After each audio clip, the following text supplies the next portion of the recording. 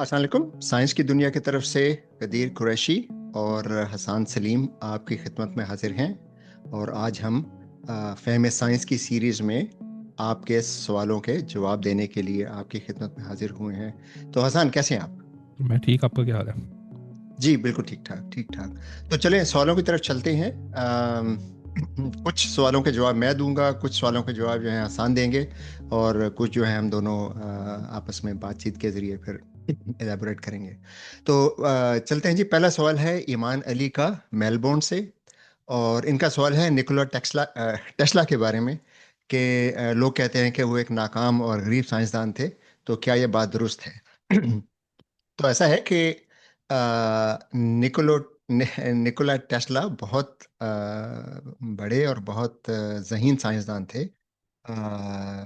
Electrical engineer भी थे, और उन्होंने बहुत सी ऐसी फील्ड्स में काम किया जो बाद में जदीद साइंस की बुनियाद बनी।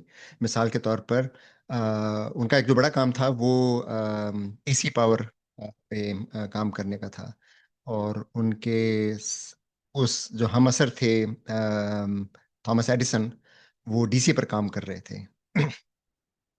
तो एसी पे काम करना जो है वो इनकी एक बहुत बड़ी खिदमत थी, लेकिन उस ज़माने में डीसी पावर ज़्यादा कामयाब थी या ज़्यादा आसान था उसे, क्योंकि लोकल थी सारी पावर।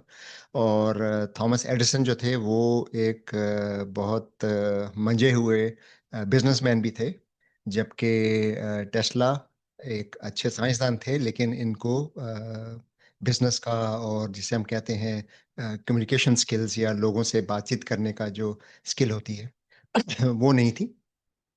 तो उस वजह से ये बिजनेस के तौर पर ज़्यादा कामयाब नहीं हो पाए, क्योंकि उस ज़माने में एसी पावर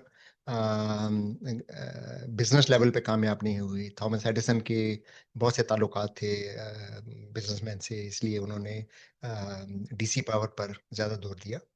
उसके अलावा टेस्ला ने वायरलेस एनर्जी पर भी काम किया था, टेस्ला कॉइल इजाद किया था। लेकिन वो उनको नफसियाती मसाइल भी थे। वो डिल्यूजनल थे, और बहुत सी साजिशी नज़रियात पर भी यकीन रखते थे। तो एक मतलब उनके बारे में ये कहना कि वो साइंसदान के तौर पर नाकाम थे, ये मुकम्मल तौर पर दुरुस्त नहीं है। वो बिजनेसमैन के तौर पर कामयाब नहीं हुए, ये बात दुरुस्त है। लेकिन उनके कुछ साइंसी बयानात भी गलत थे। जो वो नंबर सिस्टम के बारे में उनके जो आरा थी, वो स्यूडो साइंस में आती हैं कि कुछ नंबर जो हैं वो ज़्यादा अहम होते हैं, या इस किस्म की जो चीज़ें हैं वो उनका साइंस से या हक़ाइक़ से कोई ताल्लुक नहीं है। हसन, इस बारे में आप कुछ कहना चाहेंगे? आई थिंक आपने जो बातें की आई थिंक वो ऑलमोस्ट क्वेश्चन को आंसर कर ही देती हैं। कि हम्म, उसमें कोई शक नहीं है कि जो टेस्ला है उनकी जो उसकी जो वो है कंट्रीब्यूशन साइंस के लिए और ख़ास तौर पे हम्म, इंजीनियरिंग के लिए, उससे तो हम्म, कोई भी इनकार नहीं कर सकता। जो एसी पावर है वो बहुत ज़रूरी है अगर आपको इलेक्ट्रिसिटी को जो ट्रांसपोर्ट करना है बड़े बड़े डिस्टेंसेस राइट, के ऊपर। और जो टेस्ला राइट। कॉइल की आप बात करें वो भी बात सही है। और आई मीन अगर आप एक ऐसे साइंसदान हो जिसका नाम एक यूनिट के साथ है, यानी जैसे कि मैग्नेटिज्म का जो यूनिट है, यस, तो आप कैसे यस, हो सकते हो नाकाम साइंसदान? कम ऑन, बिल्कुल नहीं हो एग्जैक्टली, आप नाकाम साइंसदान। तो एग्जैक्टली, लेकिन जो राइट। आप बातें कर रहे हैं वो जो दूसरी वाली जिसको लोग यूज़ करते हैं, ये नंबर्स वाली बातें या फिर फ्रीक्वेंसी और एनर्जी, ये वाली बातें जो हैं, आई मीन हमने पिछले जो सेशन था जो फहम साइंस वाला, उसमें भी ये बात की थी कि क्या कहते हैं, कोई क्या कहता है उससे कोई फर्क नहीं पड़ता, चाहे वो जो एग्जैक्टली, मर्जी हो, चाहे वो साइंसदान ही क्यों ना हो। एग्जैक्टली, तो just right, because Nikola Tesla ने कहा है डजंट मीन कि ये बात सच है। तो राइट, या राइट। मैं ये कहूँगा इसके ऊपर। बिल्कुल। अच्छा, चलिए अगले सवाल की तरफ चलते हैं जी। अगला सवाल है इकरामुल्लाह गौहर साहब का। ये बस थोड़ा सा मतलब कंट्रोवर्शियल सवाल है। आमतौर पर हम मज़हब पर बात नहीं करते, लेकिन इनका जो सवाल ये है कि वो एक शख्स, एक मजहबी शख्स कैसे साइंस और अपने मज़हब को और अकायद को साथ लेकर साइंस की स्टडी करे। तो ये सवाल बहुत अहम है, इसलिए हम इस पर थोड़ी सी बहस करेंगे। बुनियादी असूल जो है वो तो ये है कि जैसे हम साइंस की दुनिया में बार बार ये कहते हैं कि साइंस और मज़हब का दायरा कार अलग है। साइंस मारूजियत की बात करती है, यानी जो चीज़ें ऑब्जर्वेबल हैं उनके बारे में जो तबई कवानीन हैं उनको दरियाफ्त करने की और उन तबई कवानीन को साइंसी असूलों के तौर पर बयान करने की कोशिश करती है। इसलिए साइंस इस सवाल का जवाब देती है कि कोई मजहर कैसे होता है, यानी जैसे अंग्रेजी में हाउ कहते हैं, यानी मतलब बारिश कैसे होती है, धूप जो है सूरज की वो हम तक कैसे पहुंचती है, सितारे रोशन कैसे होते हैं, ये सब हाउ के सवाल हैं। बाज़ औक़ात हम सवाल ऐसे कर देते हैं कि सितारा क्यों रोशन होता है, राइट? लेकिन असल में वो जो क्यों का सवाल है वो मैं समझता हूँ कि एक पुअरली फॉर्म्ड सवाल है। वो असल सवाल यही है कि हम ये जानना चाहते हैं कि वो क्या तबई प्रोसेसेस हैं जिनसे सितारे रोशन होते हैं। तो साइंस उन सवालों का जवाब देती है जिनके बारे में हम कैसे का लफ्ज़ फॉर्मुलेट कर सकें, यानी सवाल इस तौर पर कर सकें कि वो कैसे होता है। मज़हब का काम बिल्कुल मुख्तलिफ है। मज़हब या जो अकायद हैं, एक तो बुनियादी बात ये है कि अकायद को हम बगैर किसी सबूत के दुरुस्त तस्लीम करते हैं। यानी अल्लाह पर हमारा जो ईमान है, हजूर की आखिरत यानी आखिरी नबी होने पर जो हमारा ईमान है, उसके लिए हमें किसी सबूत की ज़रूरत नहीं है। ये हमारा ईमान है। आखिरत पर जो ईमान है, फरिश्तों पर जो ईमान है, ये सारे बुनियादी अकायद बगैर किसी सबूत के, बगैर किसी मुशाहिदे के दुरुस्त तस्लीम किए जाते हैं। तो यहाँ इस नुक्ता नज़र से साइंस और मज़हब का बुनियादी अ तर्ज़ फ़िक्र ही मुख्तलिफ है। फिर ये हम जो शुरू में मैंने बात की थी कि क्यों का जब हम सवाल करते हैं, तो उसको अगर हम कैसे के लफ्ज़ में तब्दील कर दें कि कैसे होता है, तब तो साइंस का सवाल बन जाता है। लेकिन अगर हम क्यों का जो लफ्ज़ है वो मकसद के लिए इस्तेमाल कर रहे हैं, जैसे हम कहते हैं कि भई तुमने ये क्यों किया? तो उसका मकसद उसका मतलब ये होता है कि हम उससे पूछ रहे हैं कि आपको ये करने का मंशा क्या थी, मकसद क्या था? इसके पीछे आपकी जो वो सोच थी, आप क्या हासिल करना चाह रहे थे? तो इस नुक्ता नज़र से ये सवाल जो है मज़हब का सवाल है, ये या फ़लसफ़े का सवाल है, लेकिन ये साइंस का सवाल नहीं है। तो अगर हम इस चीज़ को समझ लें कि मज़हब और साइंस के बुनियादी तरीक़ाकार में फ़र्क है, तो फिर दोनों को साथ लेकर चलना बहुत आसान हो जाता है। और जहाँ कहीं हमें बज़ाहिर ये नज़र आए कि साइंस कुछ और कहती है, मज़हब कुछ और कहता है, तो हमें थोड़ा-सा कसरे नफ़सी से भी काम लेना चाहिए, थोड़ा-सा ह्यूमिलिटी से भी काम लेना चाहिए और ये फ़र्ज़ करना चाहिए कि साइंस और मज़हब में अगर हमें कोई टकराव नज़र आता है, तो वो हमारी कम फ़हमी का नतीजा भी हो सकता है। यानी ये समझना कि हमें साइंस की मुकम्मल समझ है या ये समझना कि हमें मज़हब की मुकम्मल समझ है, ये दोनों रवैये दुरुस्त नहीं हैं।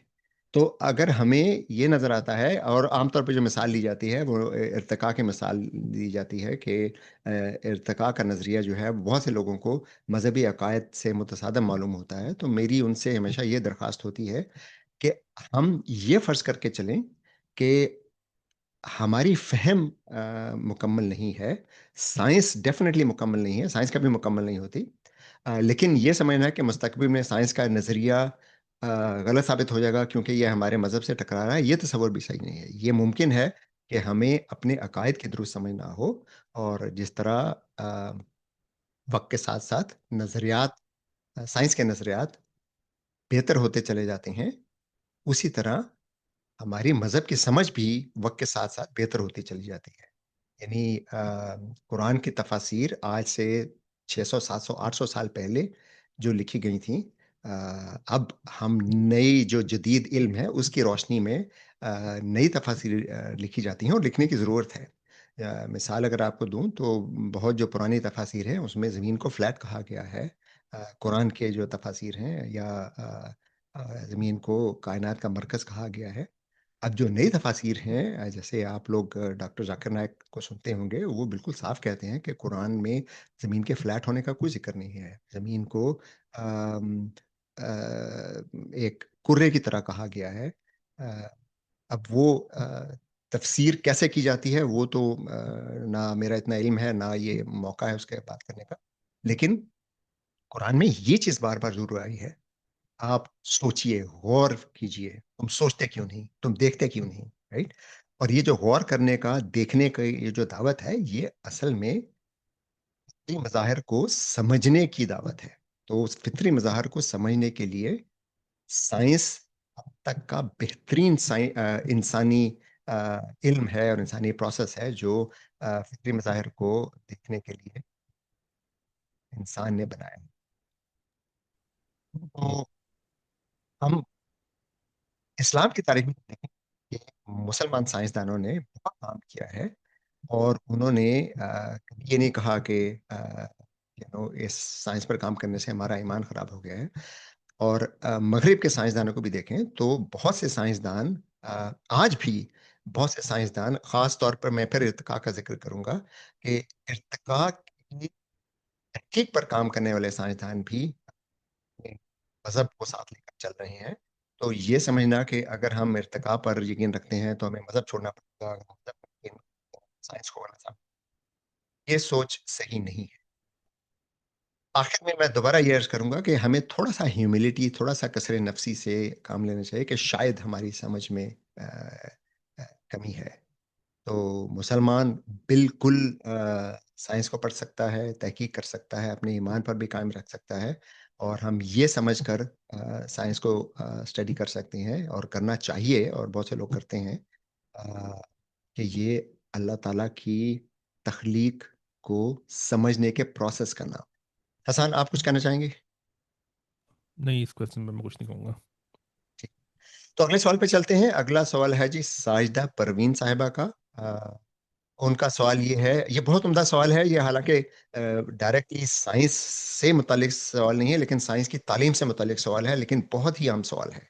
वो ये है कि वो कहते हैं कि उन्होंने मैट्रिक तक तालीम हासिल की है, कॉलेज नहीं जा पाई, लेकिन उन्हें शौक बहुत है पढ़ने का, और अब वो मोबाइल और इंटरनेट है तो उससे वो साइंस की दुनिया से और यूट्यूब से बहुत कुछ सीखती हैं।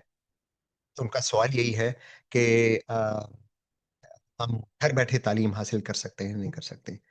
तो मैं समझता हूँ कि हम बहुत खुशकिस्मत हैं कि हम इस ज़माने में हैं जब अ, दुनिया की बेहतरीन यूनिवर्सिटियों के बेहतरीन जो टीचर्स हैं, उनके लेक्चर्स हमें ऑनलाइन मुफ्त मिल जाते हैं। आप किसी भी यूनिवर्सिटी पे चले जाएँ, एमआईटी है, स्टैनफोर्ड है, न्यूयॉर्क यूनिवर्सिटी है, यूनिवर्सिटी आप उठा लें। जहाँ पे मैं हूँ, टेक्सास A&M, सॉरी ऑस्टिन में, वहाँ पे university of Texas at Austin है, जो उसका शुमार भी दुनिया के टॉप यूनिवर्सिटी में होता है। तो इन यूनिवर्सिटियों के हजारों लेक्चर्स, दुनिया की किसी भी फील्ड के लेक्चर्स, वो अब ऑनलाइन हैं। इनके अपने यूट्यूब चैनल्स हैं। इनके अपनी वेबसाइट पर जाएं तो आपको इनके मिल जाएंगे। फिर और बहुत सी अब वेबसाइट्स हैं जिनको हसन, आपको नाम याद है वो क्या कहते हैं, जो फ्री एजुकेशन होती है? या फॉर एग्जांपल एमआईटी का है open courseware, open courseware, OCW, right. या राइट, राइट। तो बहुत से तरीके हैं। अगर आपको अंग्रेजी का थोड़ा बहुत इल्म है, अंग्रेजी की समझ है, तो फिर तो जिसे अंग्रेजी में कहते हैं ना, स्काई इज द लिमिट। इतनी इन्फॉर्मेशन है कि आप सारी उम्र वो सीखते रहें तो वो इन्फॉर्मेशन खत्म नहीं होगी। लेकिन अगर बिलफर्ज हम में से कुछ लोग हैं जिनको आ, अंग्रेजी से थोड़ा मसला होता है, तो अब बहुत से लोग उर्दू में भी साइंस का कंटेंट बना रहे हैं। खान एकेडमी एक बहुत मशहूर वेबसाइट है और यूट्यूब चैनल है जो खास तौर पे स्कूलों और कॉलेजों के बच्चों के लिए उनका जो मटेरियल होता है, उनका जो कोर टेक्स्ट होते हैं इनके, उन पे बाकायदा एक एक चैप्टर निकाल के, एक एक मौजू बनाकर उस पे उन्होंने निकाल कर उस पे उन्होंने वीडियोस बनाए हुए हैं, और वो सब के सब ऑनलाइन है। और बहुत से लोग हैं जो फिर खान एकेडमी के वीडियोस को उर्दू में तर्जमा भी करते हैं। तो यूट्यूब पे खान एकेडमी उर्दू के नाम से एक चैनल भी मौजूद है जिसमें फिजिक्स हो, मैथ हो, केमिस्ट्री हो, बायोलॉजी हो, इनके कई लेक्चर, सारे लेक्चर्स तो नहीं है लेकिन कई लेक्चर्स का इन्होंने उर्दू में तर्जमा कर रखा है। और हम साइंस की दुनिया पे हम भी यही कोशिश कर रहे हैं कि आहिस्ता आहिस्ता तालीमी हमारा जो कोर्स है, अ, उस पे भी हम लेक्चर्स बनाने शुरू करें। तो हमारा जो यूट्यूब चैनल है साइंस की दुनिया का, उसको भी सब्सक्राइब कीजिए। उस पे आपको बहुत से मटेरियल मिल जाएंगे। हम कोशिश कर रहे हैं कि और पाकिस्तान में जो उर्दू में वीडियो बनाने वाले या कंटेंट बनाने वाले जो ऑर्गेनाइजेशन हैं, जो लोग हैं, जो इदारे हैं, उनके साथ मिलकर हम काम करें और इंशाल्लाह बहुत जल्द आप देखेंगे कि साइंस की दुनिया और उसके अलावा और बहुत से लोग हैं, तख्तियाँ ऑनलाइन है, वो उर्दू में बहुत अच्छा मटेरियल बनाते हैं, और बहुत से चैनल्स हैं। तो अ, अंग्रेजी का ना आना भी अब रास्ते की रुकावट नहीं रहा, लेकिन मैं आप सबसे ये दरख्वास्त करूंगा कि जितनी जल्द मुमकिन हो आप अंग्रेजी सीखने की कोशिश कीजिए, खास तौर पर अगर आप घर बैठकर साइंस या कोई भी स्किल सीखना चाहते हैं। तो अंग्रेजी जानने से आप इल्म के इतने दरवाजे खुल जाएंगे, क्योंकि कंटेंट जो है ज्यादातर दुनिया भर में वो ज्यादातर अंग्रेजी में बनता है। हमारे हमसाय मुल्क में भारत में भी हिंदी में बहुत सा साइंसी कंटेंट बनता है, जो थोड़ा बहुत उनकी जबान का फर्क है, ज्यादा फर्क नहीं है, लेकिन हम हिंदी को समझ जाते हैं, खासतौर पे जो आम बोलचाल की हिंदी है, वो टर्मिनोलॉजी में थोड़ा सा फर्क होता है कि वो लोग टर्मिनोलॉजी जब इस्तेमाल करते हैं तो वो संस्कृत के इस्तेमाल करते हैं, लेकिन इंफॉर्मेशन बहुत है तो वो आपको कोई मसला नहीं होगा। उसके अलावा किताबें हैं ऑनलाइन, तो जब हम ये वीडियो डालेंगे अपने यूट्यूब चैनल पे, जो कमेंट सेक्शन है और जो उसका जो डिस्क्रिप्शन सेक्शन है, उसमें आपको ये सब लिंक भी डाल देंगे हम। राइट। जैसे कि आपने कहा कि आई थिंक मैं वही कहना लगा था, लेकिन आपने वो कह ही दिया कि जो हम बनाते हैं कंटेंट उर्दू में, या फिर जो और भी लोग बना रहे हैं उर्दू में वीडियोस, वो उनका मेन मकसद ये है कि जो लोग इंग्लिश नहीं समझ सकते और जो उर्दू समझते हैं वो एटलीस्ट सीखना शुरू करें। लेकिन उसका मकसद ये हम्म, नहीं है कि आपको इंग्लिश सीखने की ज़रूरत नहीं पड़ेगी कभी। आपको इंग्लिश सीखनी बिल्कुल। ज़रूरी है अगर आपको वाकई में चीज़ें लर्न करनी है दुनिया के अंदर। तो इंग्लिश हम्म, अभी ये सिर्फ हम्म, ऐसा नहीं है कि ये हम हमारे ऊपर इम्पोज की जा रही है। जो लोग कॉन्टिनेंटल यूरोप से हैं, for example France, Germany, Italy, उनको भी इंग्लिश कई दफ़ा नहीं आती, और उनको भी इंग्लिश बिल्कुल। सीखनी पड़ती है अगर वो उन्होंने कुछ लर्न करना है दुनिया के अंदर।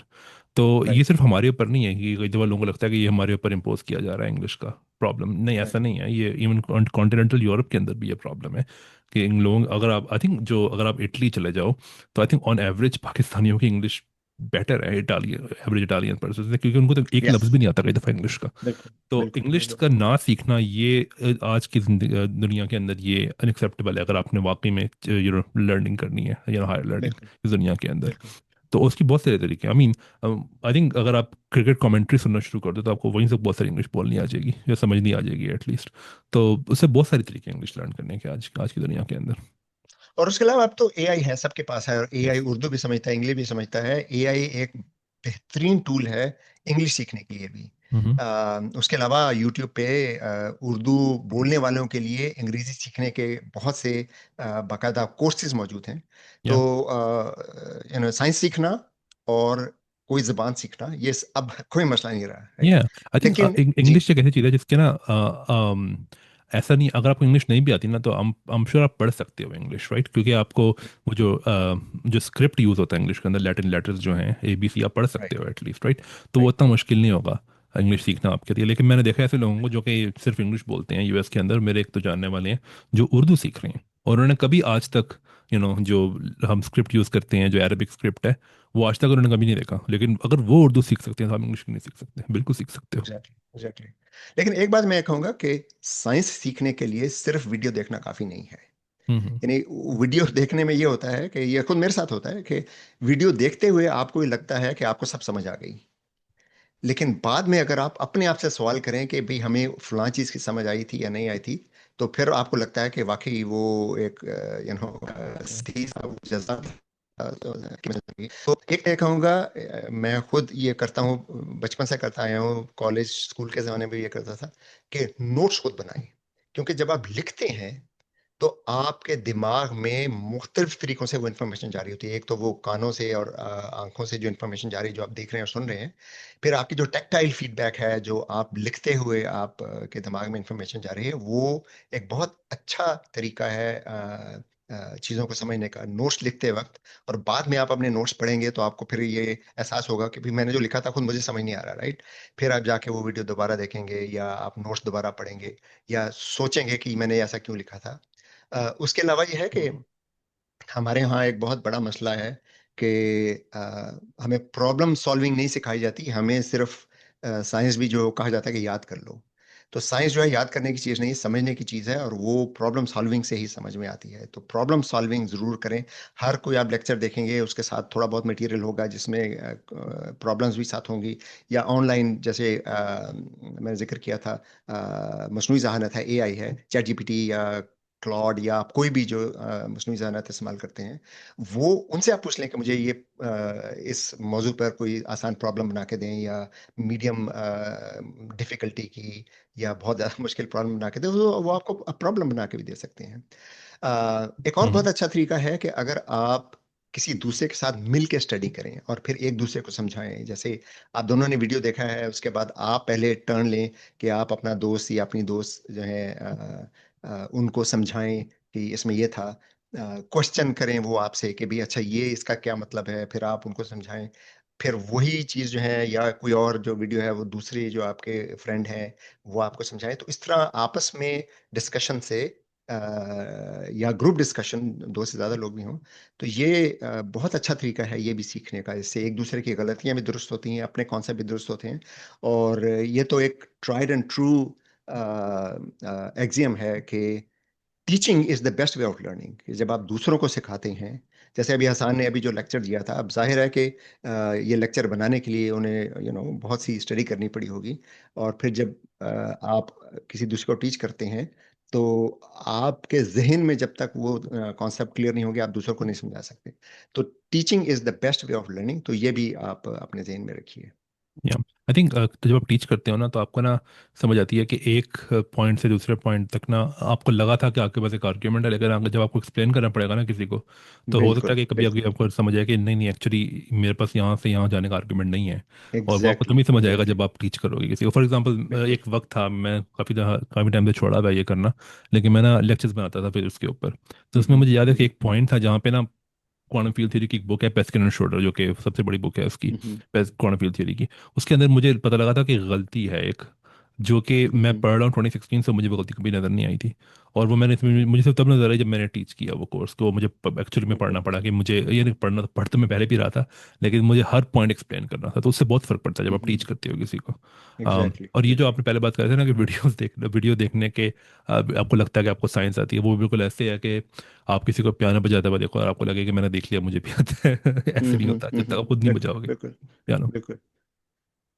ये वैसे बहुत अच्छी मिसाल है, इसलिए कि मुझे भी थोड़ा बहुत कीबोर्ड का शौक है, और किसी को कीबोर्ड हम्म। बजाते देखो ना, कोई जैसे ये गाना है, मेरा फेवरेट कोई गाना है या मेरे हसन साहब का, तो जब किसी को बजाते देखो तो मुझे लगता है यार ये तो नोट सारे मुझे पता है, ये तो मैं बजा सकता हूँ। हम्म। लेकिन जब खुद बजाने लगो तो पता लगता है या कि आपके जहन में जो कुछ है वो आपकी फिंगर्स वो काम नहीं कर रही। या राइट। जब जब आप तो हेडफोन लगा के गाना नहीं सुन रहे होते, तो आप साथ में खुद राइट, भी गुनगुना रहे होते हो और आपको लगता है कि आपकी करेक्ट। आवाज़ भी वैसी ही है। लेकिन जब एकदम से हेडफोन उतार के फिर गाओ तो आपको लगता है, पता लगता है कि नहीं, मेरी आवाज़ नहीं है वैसी एक्चुअली जैसी वो गाने के अंदर है। चलिए जी, अगले सवाल की तरफ चलते हैं। अगला सवाल है बिलाल साहब का, इन्होंने शायर का नाम नहीं लिखा, और इनका सवाल बहुत बेसिक है, लेकिन ये सवाल बहुत आम लोगों के जहन में आता है, इसलिए आई थिंक इसको भी डिस्कस करना ज़रूरी है। वो सवाल ये है कि ज़मीन किस चीज़ पर खड़ी है। तो हसन, ये फिजिक्स का सवाल है, I think you can probably explain better. Amin, ये इस सवाल के अंदर एक assumption है जो कि बस वो सच नहीं है। वो ये है कि ज़मीन कहीं खड़ी है, कहीं कहीं नहीं खड़ी हुई ज़मीन। ज़मीन जो है वो खिला के अंदर मौलिक है, आप ये समझ सकते हो। और वो हिल रही है, ऑफ कोर्स सूरज के लिए चक्कर लगा रही है, लेकिन ज़मीन खड़ी किसी चीज़ के ऊपर नहीं। अब अगर आपका ये क्वेश्चन है कि पूरी की जो पूरा प्लानट है ज़मीन का, वो किसी चीज़ के ऊपर खड़ा हुआ है, वो किसी चीज़ के ऊपर खड़ा नहीं है। वो खिला के अंदर मौलिक है, और वो एक ऑर्बिट के अंदर है सूरज के इर्द गिर्द, जो कि, और वो ऑर्बिट जो है वो सूरज और अर्थ के बीच में जो ग्रेविटेशनल फोर्स है उसकी वजह से है। अब अगर आप बात कर रहे हो जो ज़मीन की सतह है, अब अगर आप ये पूछ रहे हो कि सतह के नीचे क्या है, वो एक डिफरेंट क्वेश्चन है। तो उसकी सतह के नीचे हमें पता है कि ज़मीन की जो 3 लेयर्स हैं, जो सबसे ऊपर वाली लेयर है उसको हम कहते हैं क्रस्ट। वो कि 35 किलोमीटर आई थिंक गहरी है, इससे ज़्यादा गहरी नहीं है वो, जो कि बहुत छोटा है क्योंकि ज़मीन का जो रेडियस है वो कोई 6 साढ़े 6 हज़ार किलोमीटर है। राइट। तो उसके नीचे जो बीच में जो क्रस्ट के नीचे जो लेयर आती है उसको कहते हैं मेंटल, वो सबसे बड़ी लेयर वो है। ठीक है, वहाँ पे ज़मीन थोड़ी सी आप समझ लो कि नरम होनी शुरू हो जाती है। फिर उसके बाद एक कोर, कोर के अंदर आपको पिघला हुआ लोहा और इस तरह की चीज़ें मिलेंगी जो कि बहुत गर्म है, तकरीबन 5,000 डिग्री चला जाता है टेम्परेचर वहाँ पे। तो ये ज़मीन की लेयर्स ही हैं। अब ज़मीन खड़ी किस चीज़ के ऊपर है, ज़मीन की जो ऊपर वाली लेयर है वो मेंटल के ऊपर खड़ी है, मैं बस ये कह सकता हूँ। लेकिन अगर आप पूरे प्लेनेट की बात कर रहे हो ज़मीन, तो वो कहीं खड़ी नहीं हुई है, वो खिला के अंदर मौलिक है और वो एक ऑर्बिट के अंदर है। बस मैं ये कह सकता हूँ। जी। तो ये असल में ये सवाल जो आता है वो चूंकि हमारा आम मुशाहिदा है कि कोई चीज़ अगर जैसे एक कप है, राइट, वो अगर हमने हाथ में उठाया हुआ है, हम छोड़ दें तो वो ज़मीन की तरफ गिर जाता है, राइट। तो हम्म। वो ये एक जो तस्वुर है कि किसी चीज़ पे पड़ा होना चाहिए किसी चीज़ को, वरना वो चीज़ जो है वो गिर जाएगी, राइट। हम्म। तो वो जो चीज़ है वो उसके लिए ज़रा ग्रेविटी को समझने की ज़रूरत होती है कि ग्रेविटी जो है वो ज़मीन की ग्रेविटी है जो हमें अपनी तरफ खींच रही है, इसलिए हम नीचे गिरते हैं या कोई भी चीज़ नीचे गिरती है। लेकिन वो ग्रेविटी जो है वो नीचे का जो कॉन्सेप्ट है वो ज़मीन के मरकज़ की तरफ है। तो हम्म। आप अगर ज़मीन पे, जैसे हम पाकिस्तान में अगर हैं या जैसे मैं अमेरिका में हूँ, तो हम ऑलमोस्ट एक दूसरे के ऑपोजिट हैं, राइट। जो पाकिस्तान में लोग हैं वो अमेरिका में जो हम आप हसन, आप और मैं जो बैठे हुए हैं उनके तकरीबन ऑपोजिट हैं। लेकिन दोनों को ये लगता है कि हम ऊपर हैं, राइट। या या। हमें ये आम तस्वर होता है कि जो नॉर्दर्न हेमिस्फेयर है वो ऊपर है और सदर्न हेमिस्फेयर नीचे है। तो वो असल में ऊपर और नीचे जो है ये सिर्फ हमारा जहनी तस्वुर है। ज़मीन की सरफेस पे ज़मीन के मरकज़ की तरफ जो डायरेक्शन है वो नीचे होती है, ज़मीन के मरकज़ के खिलाफ जो है वो ऊपर होती है। तो ऑस्ट्रेलिया अगर हमारे जनूबी कुर्रे में है तो वहाँ पे भी ऐसे ही होगा कि वहाँ पे जो लोग खड़े हैं उनको यही लगेगा कि उनके पाँव के नीचे ज़मीन है, राइट। नीचे के जो सिमत है वो पाँव की तरफ है और सर जो है वो ज़मीन के मरकज़ से दूर है, इसलिए वो ऊपर की तरफ है। तो या। ये तस्वुर जो है ये हमें ये समझना चाहिए, ये एक मकामी तस्वुर है जो सिर्फ ज़मीन के सरफेस पे, चूंकि ज़मीन की कशिश शक्ल है, तो असल तस्वुर जो समझने का है वो कशिश शक्ल का है कि कोई कोई भी मास हो, ज़मीन बहुत बड़ी है, इसका मास बहुत ज़्यादा है, इस वजह से इसकी कशिश शक्ल है, वो हमें खींच रही है। लेकिन जब अगर हम मिसाल के तौर पर ये जो सोलर सिस्टम है इससे बाहर जाकर अगर हम तस्वुर करें तो हमें यह नज़र आएगा कि सूरज भी खला में मुअल्लक है, ज़मीन भी खला में मुअल्लक है, बाकी जो सैयारे हैं वो भी खला में मुअल्लक हैं, लेकिन ये सब सूरज के गिर्द घूम रहे हैं और उसकी वजह भी सूरज की कशिश शक्ल और इनका मोमेंटम है। तो थोड़ा सा अगर आप ग्रेविटी के तस्वुर को स्टडी करें तो आपको ये समझने में आसानी हो जाएगी। या। आई थिंक इसमें एक ना जो चीज़ सब मुश्किल होती है ना समझने कोई कुछ लोगों के लिए वो ये है कि जब आपके पास एम्प्टी स्पेस होती है ना, यानी कि कुछ भी नहीं है स्पेस के अंदर, तो उसमें कोई भी डायरेक्शन जो है उसको किसी और डायरेक्शन के ऊपर फोकियत नहीं होती, यानी कि उसमें कोई भी डायरेक्शन ले लो वो सेम है as any other direction, right. तो उसके अंदर कोई अप डाउन लेफ्ट राइट नहीं होता, राइट। तो अगर राइट, आप एक राइट, बिल्कुल खिला के अंदर हो जिसमें और कुछ भी नहीं है वहाँ पे, तो उसके अंदर अप और डाउन कुछ नहीं होता। तो अप और डाउन तब होता है एग्जैक्टली, जब आपके पास कुछ ऐसा हो जो कि एक डायरेक्शन को वो कर दे, प्रेफरेबल बना दे, यानी कि उसकी उसकी फोकियत हो जाए किसी तरीके से। तो जब आपके पास ग्रेविटेशनल फील्ड होती है तो चूंकि वो नीचे की तरफ इफेक्ट करती है, तो अब नीचे की जो डायरेक्शन है वो डिफरेंट है एज कम्पेयर टू जो ऊपर की डायरेक्शन है। तो अब आप कह सकते हो कि इनमें से एक डायरेक्शन अप है और एक डायरेक्शन डाउन है। बट अगर आप डीप राइट, स्पेस के अंदर हो और कुछ भी नहीं है इस सिमेट्री को तोड़ने के लिए, जो कि अप और डाउन के बीच में, अप और डाउन तो खैर कुछ भी नहीं है, लेकिन जो भी डायरेक्शन है तो उसमें कुछ अप और डाउन नहीं होता, उसमें हर डायरेक्शन राइट, जो है वो आपको अलग लगेगी आपको अगर आप देखो, और हर डायरेक्शन डाउन लगेगी। तो इसलिए राइट, अर्थ के जहाँ अर्थ चूंकि स्पेस के अंदर है तो उसमें उसके लिए अप और डाउन कुछ नहीं है। राइट। अच्छा जी, अगला सवाल है मोहम्मद ज़ियाउल हक साहब का। उनका सवाल जो है वो मेडिकल उसके बारे में है कि इंजेक्शन और टैबलेट किस तरह से काम करते हैं, हमारे जिस्म को सेहतयाब कैसे करते हैं और इनके साइड इफ़ेक्ट होते हैं नहीं होते। तो पहले तो हम अगर साइड इफ़ेक्ट्स पे बात करें तो एक सिंपल सी बात है कि किसी भी चीज़ का अगर हमारे जिस्म पर कोई इफ़ेक्ट होता है, कोई असर होता है, तो उसका साइड इफ़ेक्ट भी ज़रूर होगा। ये समझना कि हम कोई चीज़ खाएँगे और उसका कोई अच्छा असर होगा लेकिन कोई बुरा असर नहीं होगा, ये एक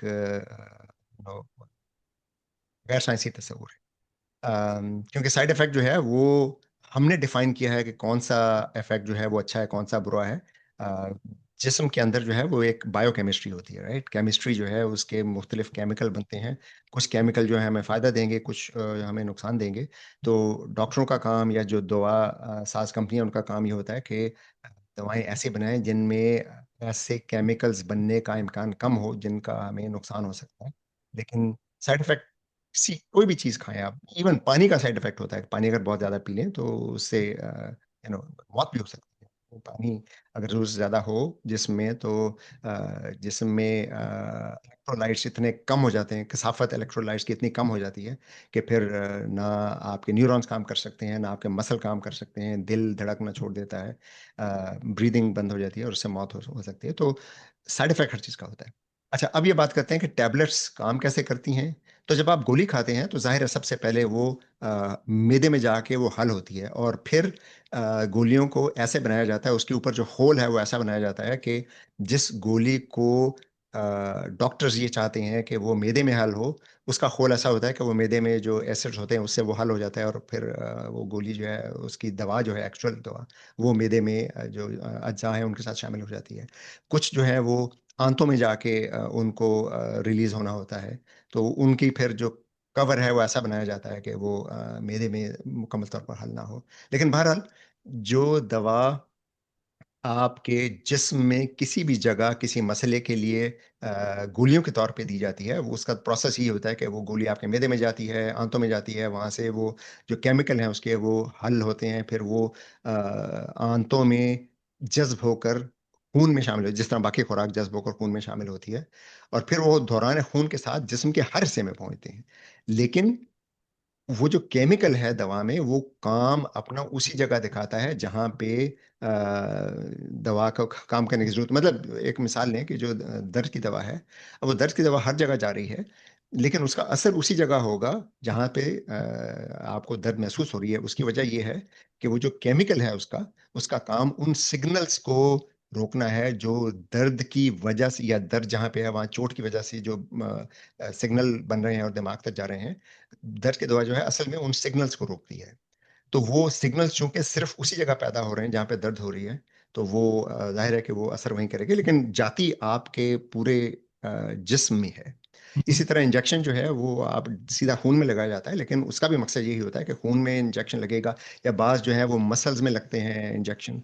तो वो मकसद यही होता है कि वो आहिस्ता आहिस्ता जिस दवा को आहिस्ता आहिस्ता आपके जिस्म में शामिल करना हो वो मसल में लगाई जाती है, क्योंकि मसल से फिर आहिस्ता आहिस्ता वो खून में शामिल होती है। जिस दवा को फौरी तौर पर जिस्म में शामिल करना मकसूद हो, वो फिर इंजेक्शन जो है वो खून के रगों में लगाया जाता है। तो साइड इसके इफेक्ट्स के हम वैसे, पहले जिक्र कर चुके हैं। जी, गो अहेड। अब सॉरी, आई थिंक इसमें जो साइड इफेक्ट्स वो कह रहे हैं तो वो मेडिकल है, लेकिन इसके अलावा कुछ और भी हो सकते हैं। वैसे आपको ज़्यादा बेहतर पता होगा इसके बारे में, लेकिन जिस तरह जो फॉर एग्जांपल अमेरिका के अंदर ये जो ओपियोइड एपिडेमिक है वो दरअसल पेन किलर से स्टार्ट हुई थी, राइट? तो यस, ये वाले साइड, बिल्कुल। अभी आई डोंट नो इसको साइड इफेक्ट्स कहेंगे आप या नहीं कहेंगे, लेकिन ये एक एक इफेक्ट था कि पेन किलर्स पे लोग एडिक्टेड भी हो जाते हैं, कि वो ऐसे पेन किलर्स होते हैं जिससे लोग राइट, एडिक्टेड हो जाते हैं। तो आई डोंट नो इसको साइड इफेक्ट कहना राइट, चाहिए या नहीं, लेकिन ये एक इफेक्ट तो है उसका। राइट। मतलब ये actually I mean this good question कि साइड इफेक्ट है नहीं, लेकिन ये या यही इफेक्ट है, राइट। कि वो कुछ दवाएं जो हैं वो दिमाग में उस प्रोसेसिंग को रोक देती हैं जिससे आपको दर्द महसूस होता है। हम्म। और वो फिर आप लेकिन यह है कि वो दिमाग फिर उन दवाओं का आदी हो जाता है, तो कि अगर वो दवाएं फिर वो केमिकल ना मिले तो या दिमाग जो है फिर वो मांगता है वो केमिकल। वरना फिर वो आपको जिस्म में हर जगह वो जिस्म का टूटना जो जिसको कहते हैं वो महसूस होता है। तो वो सारा असल में दिमाग में चल रहा होता है। तो ये इफेक्ट है, लेकिन इफेक्ट अगर जरूरत से ज्यादा हो जाए तो उसको फिर आप साइड इफेक्ट कह देते हैं। कोई भी दवा लें तो पहली तो बात यह है कि सिवाय उन दवाओं के जो आपको ओवर द काउंटर मिलती हैं, डॉक्टर के मशवरे के बगैर कभी कोई दवा नहीं ले। और डॉक्टर ने जिस दवा को जैसा आपको मशवरा दिया है एन उसी तरह इस्तेमाल करें। ये ना कहें कि वो मेरे चचा ने तो वो 2 दिन खा के छोड़ दी थी तो ठीक हो गए थे इसलिए मैं भी 2 दिन खा के छोड़ दूंगा। ये चीज़ बहुत खतरनाक है। अगर आपको किसी दवा का कोई साइड इफेक्ट महसूस हो रहा है तो दवा को मत छोड़ें, डॉक्टर को बताएं कि मुझे ये इफेक्ट महसूस हो रहा है, और डॉक्टर फिर अगर आपको कहे कि अच्छा फिर आप वो दवा बंद कर दें, तब वो दवा बंद करें। लेकिन अपनी मर्जी से खासतौर पे हम लोग जो मतलब नॉन टेक्निकल हैं, जो डॉक्टर खुद नहीं है, अपनी मर्जी से कभी ना दवा इस्तेमाल करें और ना कभी दवा छोड़ें। अच्छा, ये वैसे ये अगला भी ना, सवाल है। वैसे ये भी जी, एक गो प्रॉब्लम अहेड। है कि ना, ये जो आप कह रहे हैं ना, ये जो अभी हम बात कर रहे थे कि चैट जीपीटी से आप पूछ सकते हैं, कुछ लोग कहते हैं मैंने चैट जीपीटी से पूछ लिया, मुझे पता है कि ये दवा यस, यूज़ नहीं करनी यस, चाहिए मुझे। ये यस, बहुत बड़ा यस, प्रॉब्लम यस। है एक तो आजकल। Right, right, right, right. अच्छा जी, अगला सवाल जो है वो हसन वो आपके लिए है। अमीर अफरीदी साहब का है। इन्होंने शहर का नाम नहीं लिखा, लेकिन ये पूछ रहे हैं जी कि अगर तमन्नाई पैदा नहीं हो सकती और फना नहीं हो सकती तो कायनात को पहली एनर्जी कहाँ से मिली। आई थिंक ये क्वेश्चन बहुत अच्छा है। तो इसमें एक प्रॉब्लम ये है कि ना, क्वेश्चन में प्रॉब्लम नहीं है, इसके आंसर में प्रॉब्लम ये है कि हमें एग्जैक्ट अंडरस्टैंडिंग नहीं है इसकी कि बिग बैंग के ऊपर क्या हुआ था। तो मैं आपके राइट। क्वेश्चन का आंसर टोटली नहीं दे सकता, मैं सिर्फ स्पेकुलेट कर सकता हूँ कि क्या हुआ होगा। तो अब अगर तो ये है कि अब एक बात जो है वो जो ज़्यादातर लोग जिसको एक्सप्लेन करने की कोशिश करते हैं ना, वो करते हैं क्वांटम फ्लक्चुएशन से। तो क्वांटम फ्लक्चुएशन का मतलब ये है कि सपोज करो कि आपके पास एक ऐसी स्टेट है जिसके अंदर एनर्जी जो है वो जीरो है, ठीक है। लेकिन क्वांटम मैकेनिक्स की वजह से होता ये है कि एनर्जी जो है ना वो उसके अंदर अगर वो जीरो है, उसकी एक्सपेक्टेशन वैल्यू यानी कि उसकी एवरेज वैल्यू जीरो है, राइट। लेकिन उसका मतलब राइट। ये नहीं है कि एनर्जी हमेशा जीरो रहेगी, ठीक है। तो एक जो हाइजेनबर्ग अनसर्टेनिटी प्रिंसिपल जो है ना, वो हम ज़्यादातर पढ़ते हैं पोजीशन और मोमेंटम के लिए, लेकिन उसका एक और वर्जन भी है, तो कहते हैं एनर्जी टाइम। उसका मतलब ये है कि आप एक छोटे से टाइम के लिए बहुत ज़्यादा एनर्जी जो है वो गेन कर सकते हो, लेकिन आपको जो फौरन वापस भी करना पड़ेगी वो एनर्जी, यानी कि बहुत राइट। छोटे से राइट। टाइम के लिए राइट। आप कर सकते हो, यानी कि छोटे से टाइम के लिए आप एनर्जी कंजर्वेशन वायलेट कर सकते हो, काइंड ऑफ। ये energy time Heisenberg uncertainty relation है। तो इसकी वजह से होता ही है कि अगर आपके पास एक फ्लक्चुएशन हो, क्वांटम फ्लक्चुएशन, जो कि बहुत छोटे से टाइम के लिए आई थी लेकिन उसमें एनर्जी थी, तो वो जो फ्लक्चुएशन है ना वो बड़ी हो गई, because of some processes like inflation. लेकिन अगेन ये राइट। स्पेक्यूलेशन है। बिग बैंग के ऊपर जो फिजिक्स है वो सेटल्ड नहीं है अभी, ठीक है। डिफरेंट लोगों के डिफरेंट वो हैं, क्या कहते हैं, proposals. For example Roger Penrose का एक प्रपोजल है जो कि मुझे इतना पसंद नहीं है, वो ये है, उसको कहते हैं सीसीसी, कन्फर्मल सिक्लिक कॉस्मोलॉजी, जो कि ये कहता है कि राइट। यूनिवर्स जो है वो बड़ी होती है, फिर छोटी होती है, लेकिन कभी सिंगुलैरिटी पे नहीं जाती, लेकिन उससे पहले दोबारा बड़ी हो जाती है। तो ये जो दोबारा बड़ी हुई है ना, ये बिग बैंग है। इसका मतलब ये है कि जो इसके अंदर एनर्जी आ रही है वो दरअसल पिछली जो यूनिवर्स थी ना वहाँ से आ रही है, इसको ईऑन कहता राइट। है, वो पिछले ईऑन से आ रही है। फिर एक और प्रपोजल ये है कि जो यूनिवर्स है वो दरअसल एक यू नो एक यूनिवर्स नहीं है, मल्टीवर्स है। तो फिर उसमें ये होता राइट। है कि ये जो यूनिवर्सेस हैं डिफरेंट, वो वहाँ पे क्रिएट होती हैं जहाँ पे जो इन्फ्लेशन है, जो कि फैलाव था यूनिवर्स का, वहाँ वो इन्फ्लेशन खत्म हो जाती है, और जो एक्सपेंशन ऑफ यूनिवर्स है वो थोड़ी सी कम हो जाती है। फिर आप वहाँ पे एक क्वेश्चन राइट। पूछ सकते हो कि ओके, तो इन्फ्लेशन जो स्टार्ट हुई थी स्टार्ट में, वो कैसे हुई थी, या वो उसके बारे में हमें नहीं पता अभी तक। फिर एक राइट। और जो प्रपोजल है वो ये है कि स्ट्रिंग थ्योरी के अंदर ना एक्सटेंडेड ऑब्जेक्ट्स होते हैं, मेम्ब्रेन्स लाइक, उनको कहते हैं ब्रेन्स। तो ये जो बिग बैंग था वो दरअसल दो ब्रेन्स का कोलाइड होना था, और जो जब वो कोलाइड हुए तो उनके बीच में जो स्पेस थी वो थ्री डायमेंशनल स्पेस थी और वन डायमेंशन ऑफ टाइम थी। तो वहाँ वो दरअसल हमारी यूनिवर्स इन दो ब्रेन्स के टकराव से आई है। तो एनर्जी कहाँ से आई है, इन ब्रेन के टकराव से आई है। तो राइट। अगेन ये भी एक प्रपोजल है। तो मैं आपको इसका डेफिनेट आंसर नहीं दे सकता बिकॉज बिग बैंग के ऊपर फिजिक्स सेटल्ड नहीं है अभी, ये सारी स्पेकुलेशन है। तो या मैं यही कह यह सकता बस ये है कि ब्रेन से मुराद यहाँ दिमाग नहीं है, ये वो हूँ। मेम्ब्रेन वाला ब्रेन ये है, मेम्ब्रेन राइट। वाला ब्रेन है, सॉरी, ये ब्रेन वो वाला नहीं है, दिमाग वाला राइट। नहीं है। अच्छा, इसमें एक और जो नुक्ता है जो अक्सर लोग उस पर थोड़ा कंफ्यूज होते हैं, वो ये है कि law of conservation of energy, you hmm. No, वो अप्लाई होता है बिग बैंग पे आज खुद या नहीं, या ये कि ये कानून जो है वो सिर्फ कायनात के अंदर एक जो स्टेटिस्टिकल वो है, ऑब्जर्वेशनल कानून है। सो अगर आप क्वांटम मैकेनिक्स, सो क्लासिकल फिजिक्स की अगर आप बात करो ना, अगर आप क्वांटम मैकेनिक्स को ना खातिर में लाओ, तो law of conservation of energy जो है वो क्लासिकल मैकेनिक्स में तो होता है अप्लाई। अच्छा, ये जो लॉज है ना, कंजर्वेशन लॉज, जैसे कि law of conservation of momentum ले लो या एनर्जी ले लो फॉर एग्जांपल, इसके बारे में ना एक डीप अंडरस्टैंडिंग हमारी आई थी 20th सेंचुरी के अंदर। एक फिजिसिस्ट थी, मैथमेटिशियन थी एक्चुअली वो, उनका नाम था अमीन नॉइदर। उनकी एक थ्योरम थी, उससे हमारी अंडरस्टैंडिंग बहुत डीप हुई थी।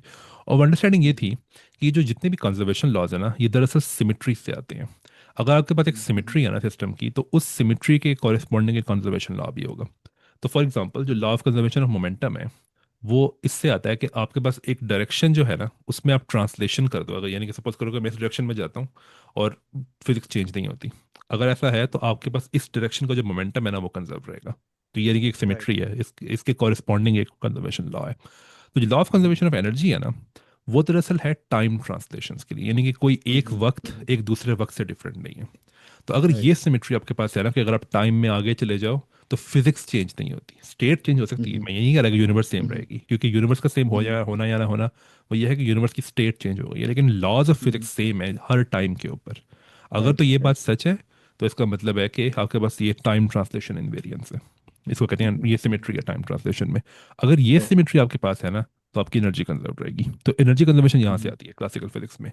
अब अगर तो ये सिमेट्री बिग बैंग के पास भी होती है, जो कि ऐसा लगता है कि नहीं है, राइट, तो फिर ये कंजर्वेशन लॉ रहना चाहिए वहाँ पे क्लासिकली भी। हम्म, हम्म, लेकिन अगर ये सिमेट्री जो है वो वायलेट होती है, जो कि लगता है कि वायलेट हो रही है, बिकॉज बिग बैंग से हम्म, पीछे जाओ तो उसका कोई मतलब नहीं है, लेकिन बिग बैंग से आगे जाओ राइट, तो मतलब है, तो ऐसा लग रहा है कि सिमेट्री वायलेट हो रही है, तो फिर वहाँ पे एनर्जी कंजर्व होने की कोई रीज़न नहीं है। क्लासिकल फिजिक्स सही, में भी कह रहा हूँ मैं, क्वांटम फिजिक्स की बात भी नहीं कर रहा मैं अभी। अब अगर हम्म, मैं क्वांटम फिजिक्स की बात करूँ, तो क्वांटम फिजिक्स में ये है कि जो एनर्जी की एक्सपेक्टेशन वैल्यू है ना, यानी कि जो एवरेज एनर्जी है एक से स्टेट के हम्म, अंदर, वो चेंज नहीं होगी। लेकिन उसका मतलब ये हम्म, नहीं है कि फ्लक्चुएशंस नहीं हो सकती एनर्जी के अंदर। ठीक है। राइट, राइट, राइट, इनफैक्ट हमारे पास एक थ्योरम है क्वांटम मैकेनिक्स में, वो ये है कि जो भी इक्वेशंस है ना आपकी क्लासिकल फिजिक्स के अंदर, उनको आप क्वांटम मैकेनिकली भी सही कह सकते हो। बस करना आपने ये है कि जितनी भी क्वांटिटीज है ना, उनको आप रिप्लेस कर दो उनके एवरेज वैल्यू से। ठीक है, इसको कहते हैं अर्नफेस्ट थ्योरम बाय द वे, ये क्वांटम मैकेनिक्स के अंदर। तो अगर आप ये राइट, कहते हो कि जो एनर्जी जो है वो चेंज नहीं हो रही टाइम के साथ क्लासिकल फिजिक्स में, तो आप अगर आप उसको अर्नफेस्ट थ्योरम के तहत क्वांटम मैकेनिक्स में लेकर आओगे, तो आप ये कहोगे कि एक्सपेक्टेशन वैल्यू दरअसल एवरेज का एक दूसरा नाम है। Right, average right, value of energy है ना, वो चेंज नहीं होगी, लेकिन उसका मतलब हम्म, ये है, ये नहीं है कि जो फ्लक्चुएशंस नहीं हो सकती एनर्जी के अंदर, हो सकती हम्म, हैं। राइट। और इसमें ट्रांसलेशन सिमेट्री जो है ब्रेक हो या ना हो, ये तब भी हो सकता है। हम्म, राइट। तो अब अच्छा, अब अगर बिग बैंग के पास क्या फिर कोई नई फिजिक्स है? अगर तो है तो मैं कुछ नहीं कह सकता उसके ऊपर, लेकिन जो हमारी हम्म, करंट करंट अंडरस्टैंडिंग है उसमें जो एनर्जी कंजर्वेशन का जो स्टेटस है वो मैंने आपको बता दिया। सही।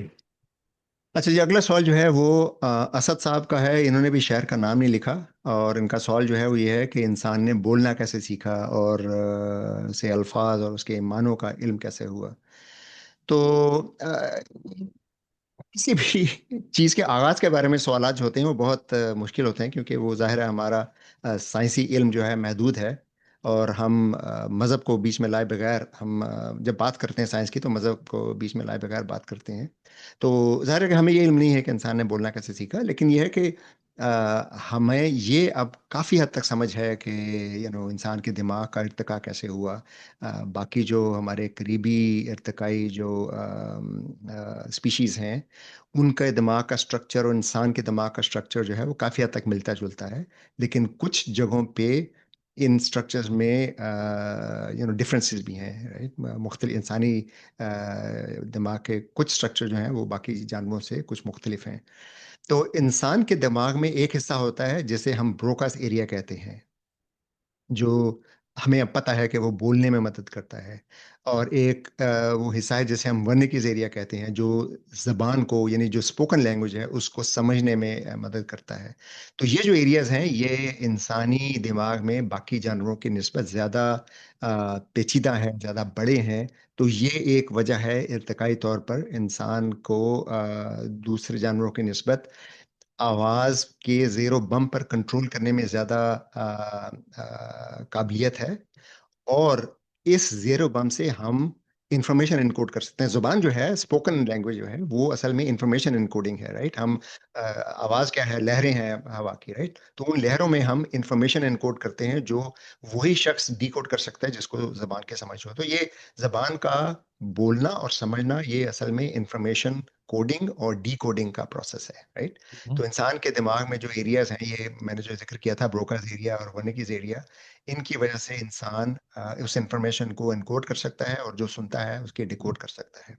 फिर यह है कि इंसान के गले के साथ देखें तो वोकल कॉर्ड जो है इंसान की, वो बाकी जानवरों से, या हमारे जो खास तौर पे जो करीबी वो है इर्तिकाई रिश्तेदार, चिंपैंजी है, गोरिल्ला है, बोनोबो है। गोरिल्ला तो बहुत ही कम आवाज़ निकालता है। चिंपैंजी आवाज़ निकालते हैं, लेकिन वो सिर्फ वो चीखने चिल्लाने की किस्म की आवाज़ें होती हैं उनमें। क्योंकि चिंपैंजी के होंठ और उनके हलक की जो साख्त है वो ऐसी नहीं कि वो इन आवाज़ों पर प्रिसाइजली कंट्रोल कर सकें।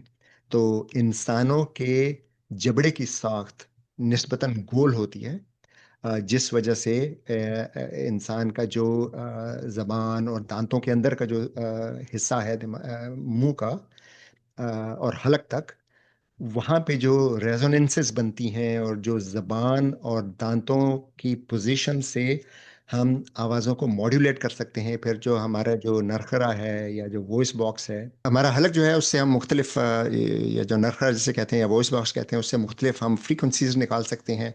फिर उनका जो वॉल्यूम है, बुलंद या हल्की आवाज़, वो कंट्रोल कर सकते हैं। और फिर जबान की पोजीशन और हलक की पोजीशन से हम इन आवाज़ों को मॉड्यूलेट कर सकते हैं। जैसे आ और ये दो मुख्तलिफ आवाज़ें हैं जो नेज़ल से बनती है, नून गुन्ना की आवाज़ जिसे कहते हैं। तो ये जब चीज़ें ये जो हैं ये बाकी जो गोरिल्ला या चिंपैंजी वगैरह हैं वो नहीं कर सकते।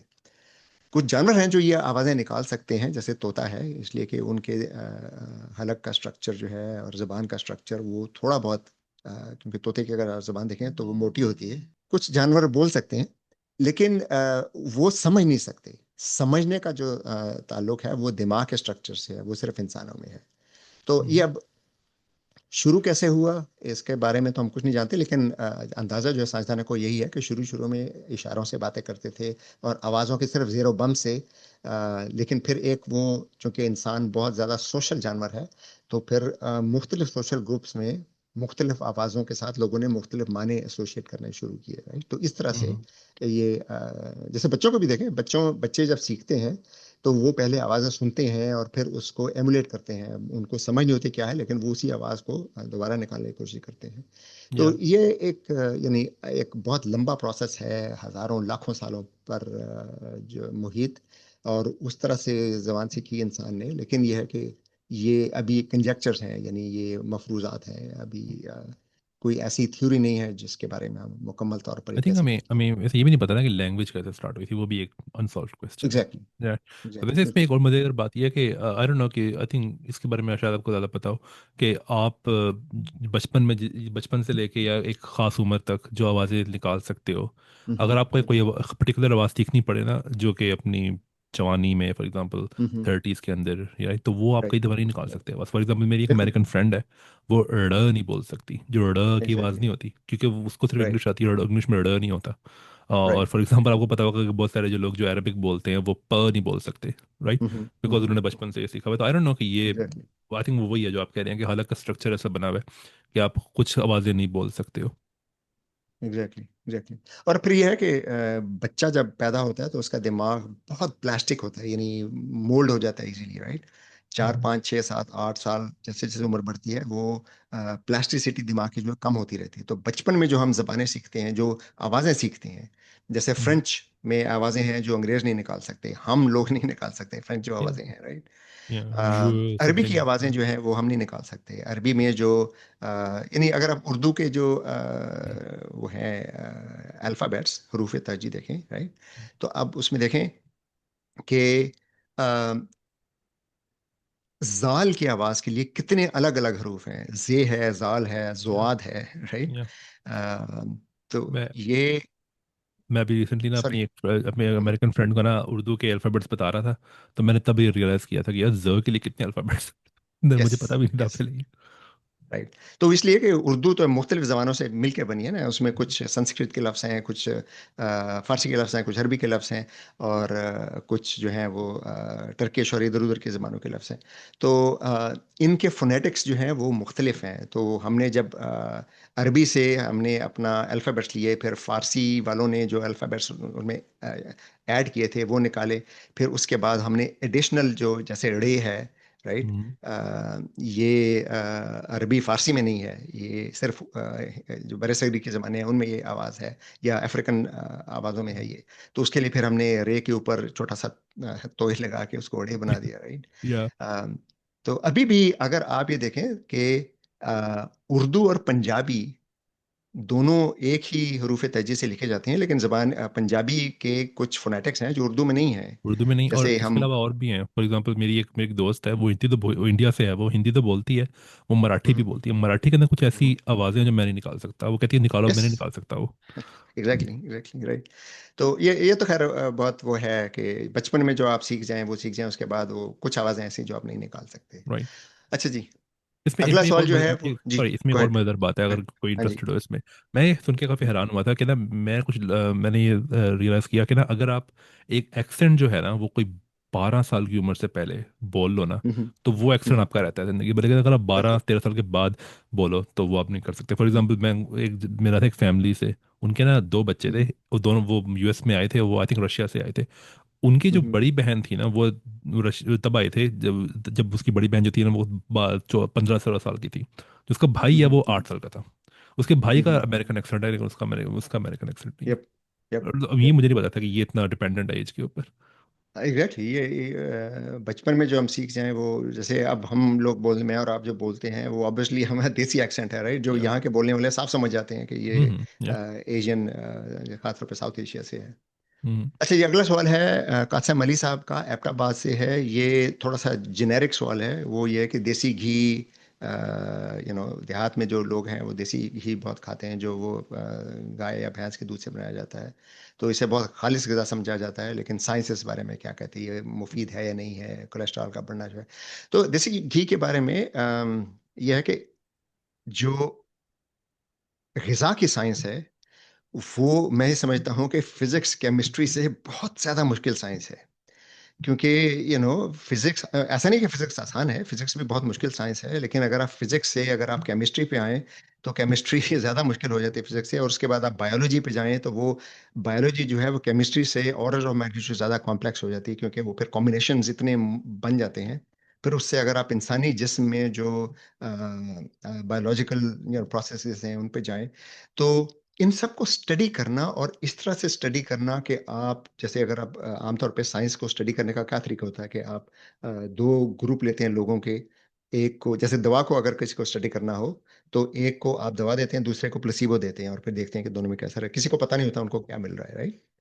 और उसमें फिर कोशिश ये होती है कि उस दवा के अलावा बाकी तमाम जो तर्ज ज़िंदगी है वो रिलेटिवली सिमिलर हो, क्योंकि तर्ज ज़िंदगी का और आपका जो बाकी ग़िज़ा है उसका भी बहुत असर होता है। तो एक चीज़ ग़िज़ा में लेके उसके बारे में ये कहना कि उसका असर क्या होता है, ये मालूम करना इंसानी जिस्म पे ये बहुत ही मुश्किल काम है। यानी वर्चुअली इम्पॉसिबल है कि आप जैसे 500 लोगों का ग्रुप बनाएँ जो देसी घी खा रहा है, 500 लोगों का ग्रुप बनाएँ जो देसी घी नहीं खा रहा, और उसके बाद अगर आप नतीजा निकालेंगे, तो ये मुमकिन है कि वो जो नतीजा निकला है वो गलत हो, क्योंकि वो देसी घी का असर ना हो, वो कुछ और वो जो चीज़ कर रहे हैं, वो साथ मिसाल के तौर पर वो पिज़्ज़ा भी खा रहे हैं, राइट? तो वो पिज़्ज़ा की वजह से कोलेस्ट्रॉल बढ़ रहा है, तो हम ये कह दें जी कि ये तो देसी घी की वजह से कोलेस्ट्रॉल बढ़ा था। तो एक ग़िज़ा के असरात को अलग करना ये बहुत ही मुश्किल काम है, वर्चुअली इम्पॉसिबल है। इसलिए हम ये देखते हैं कि हर 15-20 साल बाद जो रिकमेंडेशन है ग़िज़ा की, वो तब्दील हो जाती है, राइट? तो 60 और 70 की दिहाई में जो स्टडीज़ हुई थी, उनमें साइंसदानों ने उस वक़्त कोलेस्ट्रॉल का नया-नया कॉन्सेप्ट आया था कि जिसमें कोलेस्ट्रॉल है, जिसकी वजह से हार्ट अटैक हो सकता है या और जो मसले होते हैं, ब्लॉकेजेस वगैरह जो हो जाते हैं। तो उस वक़्त उन्होंने ये देखा कि कोलेस्ट्रॉल तो घी में भी है, कोलेस्ट्रॉल तो तेल में भी है, कोलेस्ट्रॉल तो जो हम जो चिकनाई खाते हैं, चर्बी जिसे कहते हैं, उसमें भी है। तो उन्होंने कहा कि भई ये खाना आप कम कर दें, क्योंकि ये खाएँगे तो जिसमें कोलेस्ट्रॉल बढ़ जाएगा, क्योंकि ये तो गिवन है कि कोलेस्ट्रॉल हमारे खून में अगर ज़्यादा हो, ख़ास तौर पे एलडीएल जो लो डेंसिटी कोलेस्ट्रॉल होता है, वो ज़्यादा हो, तो उसके साथ कोरिलेशन दिल की बीमारियों का या और जो बीमारियाँ हैं, सेहत, जनरली सेहत के लिए अच्छा नहीं है। वो तो है, राइट? लेकिन अब सवाल ये है कि क्या ग़िज़ा में जो कोलेस्ट्रॉल खाते हैं, उससे कोलेस्ट्रॉल बढ़ता है या नहीं बढ़ता? वो स्टडी जो है वो फिर पिछले 15-20 साल में हुई। उससे हमें अब ये पता चलता है कि ग़िज़ा में जो हम कोलेस्ट्रॉल खाते हैं, हमारा मैदा और आंतें उसको तोड़-फोड़ देती हैं, और वो खून में जब बन जाते हैं वो अज्जा, तो वो कोलेस्ट्रॉल के तौर पे नहीं जाए। कोलेस्ट्रॉल बेसिकली क्या है? एक प्रोटीन है, राइट? तो प्रोटीन को तोड़ के वो जो अमाइनो एसिड्स हैं, उनमें कन्वर्ट कर देता है। तो वो कोलेस्ट्रॉल जो हम खाते हैं, वो डायरेक्टली हमारे खून में जो कोलेस्ट्रॉल है, उस पे असर नहीं करता। हमारे खून में जो कोलेस्ट्रॉल है वो हमारे जिस्म में बनता है, वो हमारे ग़िज़ा से बनता है, लेकिन ग़िज़ा में जो बेसिक अज्जा हैं उनको तोड़ के उनसे बनता है। तो डायरेक्टली अब ये हम कहते हैं, साइंसदान कहते हैं कि देसी घी खाने से कोलेस्ट्रॉल नहीं बढ़ता, और देसी घी जो है वो जनरली फ़ायदेमंद है, नुकसानदेह नहीं है। लेकिन ये हमें ज़हन में रखना चाहिए कि अगर आप देसी घी का एक पूरा प्याला गर्म करके उसको पी जाएँगे, तो वो भी मुनासिब नहीं है। हम्म चिकनाई में फैट जो है, ये इसमें बहुत ज़्यादा एनर्जी होती है, और ये आप खाएँगे तो जिसमें फैट बनेगा, और फैट अगर बनेगा और आप उसको बर्न नहीं कर रहे, जितनी जितना आप कैलोरीज़ ले रहे हैं उतनी अगर आप वर्जिश से या जो मेहनत मशक्कत करते हैं उससे आप उसको इस्तेमाल नहीं कर रहे, तो वो फैट फिर आपके जिगर में इकट्ठा होगा, आपके पेट में इकट्ठा होगा, आपके बाकी जिस्म में इकट्ठा होगा, आपके जो खून की नालियाँ हैं उसके अंदर जमेगा। तो बेसिक जो principle वो ये है कि आप उतनी कैलोरीज लें जितनी आप बर्न कर रहे हैं। अगर आप अपना वजन मेंटेन रखना चाहते हैं, अ, तो घी जरूर खाइए, लेकिन मुतनासिब ग़िज़ा खाइए। हम्म। और फिर ये है कि पानी बहुत पीजिए, पानी पीना बहुत ज़रूरी है। अ, पानी जो है वो समझ लीजिए कि 100 बीमारियों का इलाज है, कि वो पानी से अ, अभी एक और सवाल आएगा टॉक्सिन्स के बारे में, तो इस पे मज़ीद बात होगी। कि जिस्म में जो कुछ तोड़-फोड़ होती है, जो केमिकल जो रिएक्शन होते हैं, उनके जो साइड इफ़ेक्ट बनते हैं, जो केमिकल बनते हैं, जो जिस्म के लिए ज़रूरी नहीं है, वो जिस्म से निकालना ज़रूरी होता है, और वो हमारा गुर्दे निकालते हैं, राइट? और गुर्दे तभी अच्छा काम करेंगे जब आप बहुत सा पानी पी रहे हो। तो वर्ज़िश करना, पानी पीना, पैदल चलना, नींद पूरी करना, टेंशन को कम रखना, ये सब चीज़ें ज़रूरी हैं। देसी घी जो है वो जनरली सेहत के लिए अच्छा है, लेकिन मुनासिब मिकदार में और मुतनासिब ग़िज़ा के साथ। वैसे इसमें ना एक क्या कहते हैं बड़ा डार्क पहलू भी है, वो आपको शायद पता ही होगा कि 1960s के अंदर जो शुगर रिसर्च फाउंडेशन थी, उसने ये पे किया था बहुत सारे साइंटिस्ट्स को कि आप डाउन प्ले करो हार्ट अटैक के ऊपर जो शुगर का रोल है, और सारा ब्लेम जो है वो शिफ्ट कर दो फैट्स के ऊपर। तो उस वक्त इसलिए भी ज़्यादातर लोग ना काफ़ी परेशान थे ये कोलेस्ट्रॉल और फैट के बारे में, लेकिन शुगर का बहुत बड़ा रोल है हार्ट अटैक्स के अंदर, लेकिन उसको डाउन यस, प्ले किया गया यस, था 1960s यस, के अंदर। यस। ये भी एक प्रॉब्लम है। अच्छा ओके। जी, अगला सवाल जो है चलते हैं नसीम साहब का है, बल्तिस्तान से। और वो ये काफ़ी जेनेरिक सवाल है, ये मतलब साइंस से ज़्यादा साइंस के फ़लसफ़े और साइंस की तारीख़ का सवाल है कि सबसे पहले साइंस कैसे शुरू हुई? और अब तो साइंसदान जो हैं वो पी मास्टर्स करते हैं, पीएचडी करते हैं, अपनी रिसर्च शाया करते हैं। तो शुरू में फिर ये कैसे शुरू हुई? तो हसन, आप कुछ कहेंगे इस पे? ओके सो या तो इसमें आई थिंक इसका ना कोई एक आंसर नहीं है, बिकॉज आई थिंक दैट कि साइंस जो वर्ड साइंटिस्ट है ना, ये रिलेटिवली रिसेंट है, राइट? तो फॉर एग्जांपल न्यूटन के टाइम पे अगर आप देख लो, जो कि आज से तकरीबन 400 साल पहले की बात है, तो उस वक्त वर्ड साइंटिस्ट एग्जिस्ट नहीं करता था वहाँ पे। उस वक्त इनको कहते राइट। थे नेचुरल फिलोसफर्स, राइट? हुँ, तो हुँ। उससे भी पहले जो है साइंटिस्ट, अगर आप साइंस की बात करो ना, तो साइंस का काम ज़्यादातर फिलोसफर्स करते थे, फिलोसफर्स और राइट। मैथमेटिशियंस, इस तरह के लोग। तो अगर आप पीछे जाओ काफ़ी ज़्यादा, तो साइंस की जो हिस्ट्री है ना, वो कुछ हद तक जम हो जाती है रैशनल थॉट की हिस्ट्री से। तो फिर हुँ, वो हुँ। तो फिर आप कह सकते हो कि अब थेलीस एक फिलोसोफर था, वहाँ से स्टार्ट कर लो। अगर आप सोक्रेटिस से भी पहले था, सुकरात से पहले था, फिर सुकरात का नाम आता है। हालांकि वो साइंटिस्ट नहीं था, लेकिन वो एक तरह से समझ लो कि वो रैशनल थॉट की हिस्ट्री है फिर सारी की सारी, क्योंकि हुँ, जो हुँ। साइंस साइंस की हिस्ट्री है ना, वो एक तरह से क्या कहते हैं उसको, मुश्किल है क्या कहते हैं वो करना, अलग करना। फॉर एग्जांपल आप एरिस्टोटल की बात करो, अगर एरिस्टोटल जो था, अरस्तू जिसको हम कहते हैं उर्दू के अंदर, तो वो एक फिलोसोफर भी था, लेकिन उसने फिजिक्स के ऊपर भी बहुत कुछ लिखा था। फॉर एग्जांपल अरस्तू जो है, उसका वो ख्याल था कि जो हैवियर चीज़ें हैं, जो कि ज़्यादा भारी चीज़ें हैं, वो ज़्यादा तेज़ी से गिरती हैं अर्थ की तरफ, ठीक है? हुँ, और हुँ। जो हुँ, हुँ। हल्की चीज़ें हैं वो नहीं, उतनी तेज़ी से नहीं गिरती, जो कि हमें पता है आज के गलत है, राइट? और आपको हुँ, देख हुँ। सकते हो कि जो अरस्तु था वो तकरीबन कोई 300 साल कबल मसीह उस वक्त के टाइम राइट, में था। और राइट। जो इसको डिस्प्रूव किया गया था अरस्तू की इस क्लेम को, वो आके गैलीलियो ने किया, जो कि हुँ, हुँ। 1600 हुँ, हुँ। 1500 और 1600s के अंदर रहा है। तो कितना टाइम लगा ये डिस्प्रूव करने में? तो उस अब आप देख सकते हो कि पीछे इसके बीच में जितना भी टाइम है, उसमें लोगों ने डिस्कवरीज की थी, लेकिन वो साइंटिस्ट वर्ड जो है ना, ये उस वक्त नहीं था इतना ज़्यादा हुँ, अवेलेबल। हुँ। तो हुँ। फिर जो यूरोप के अंदर रेनेसांस हुई है ना, उसका बहुत ज़्यादा किरदार है साइंस को एक तरह से समझ लो कि मेन स्ट्रीम में लाने के लिए। तो अगेन, जिस इस साइंस की हिस्ट्री है, वो ऐसा नहीं है कि साइंस की हिस्ट्री जो है वो बहुत ही क्लियरली आप देख सकते हो पीछे जाके, बिकॉज उसको हुँ, ज़रा हुँ। मुश्किल है डिकपल करना रैशनल थॉट की राइट। हिस्ट्री से या फिलोसफी की हिस्ट्री से। फॉर एग्जांपल, अब अगर आप इसकी बात करो कि, तो फॉर एग्जांपल जो फिजिक्स की अगर मैं बात करूँ कि फिजिक्स कैसे शुरू हुई, तो अगेन इसका कोई एक टाइम नहीं है कि कहाँ से शुरू हुई है। बिकॉज मैं आपको कुछ, अगर आप ही कहो कि जो जो न्यूटोनियन फिजिक्स है, वो तो फिर न्यूटन के टाइम से शुरू हुई, लेकिन हुँ, हुँ। कुछ हुँ, हुँ। रिजल्ट जो कि आज भी ठीक है, वो डिस्कवर हुए थे बहुत पहले, आई थिंक 11वीं सेंचुरी के अंदर या 11वीं सदी के राइट। अंदर, 12वीं सदी के अंदर। फॉर एग्जांपल जो कुछ रिजल्ट्स हैं जो कि जिनको हम उर्दू में कहते हैं अल हज़न को क्या कहते हैं, इब्न हैसम, राइट? उन्होंने डिस्कवर किए थे, जो कि बहुत पहले की बात है, राइट? ये इब्न 11वीं बार। हैशम, यस। या हुँ, हुँ। तो हुँ, हुँ। वो रिजल्ट्स ठीक हैं आज भी। For example Snell's optics law में जो है, काफ़ी काम किया है। या फॉर एग्जांपल जो स्नेल्स लॉ है रिफ्रैक्शन हुँ, का, हुँ। ये स्नेल्स लॉ जो है, ये या इब्न हैसन ने भी हुँ, डिस्कवर हुँ। किया था अपने टाइम के अंदर। तो राइट, अगेन इसकी राइट, कोई एक ऐसा नहीं बिल्कुल। है कि कोई एक पॉइंट है जहाँ से हिस्ट्री या स्टार्ट हुई है हिस्ट्री इसकी। हम्म, लेकिन अब जो हम्म, अगर आप ये बात जो कर रहे हो ये डॉक्टरेट वगैरह की, ये चीज़ें बहुत रिसेंट हैं। आई मीन फॉर एग्जांपल अगर आप हम्म, जाओ 17th सेंचुरी के अंदर, तो वहाँ पे भी डॉक्टरेट का कॉन्सेप्ट इतना नहीं था। वहाँ पे बस ये था कि आप एक यूनिवर्सिटी में जाओ, वहाँ से तालीम हासिल करो, और उसके बाद अगर आपको फिजिक्स करनी है और या मैथ्स करनी है, तो पहली बात तो ये है कि ये जो अगर आप 17 से 18 सेंचुरी में देखो ना, तो इसमें ना बहुत सीधा सीधा लोग जो है ना वो करते थे ये फिजिक्स और मैथ्स, बिकॉज ज़्यादातर लोग जो थे उनको अपनी लाइवलीहुड की फिक्र पड़ी होती थी। तो फिजिक्स और राइट, मैथ्स करना राइट, जो है वो बहुत बड़ी एक समझ लो प्रिविलेज थी, राइट।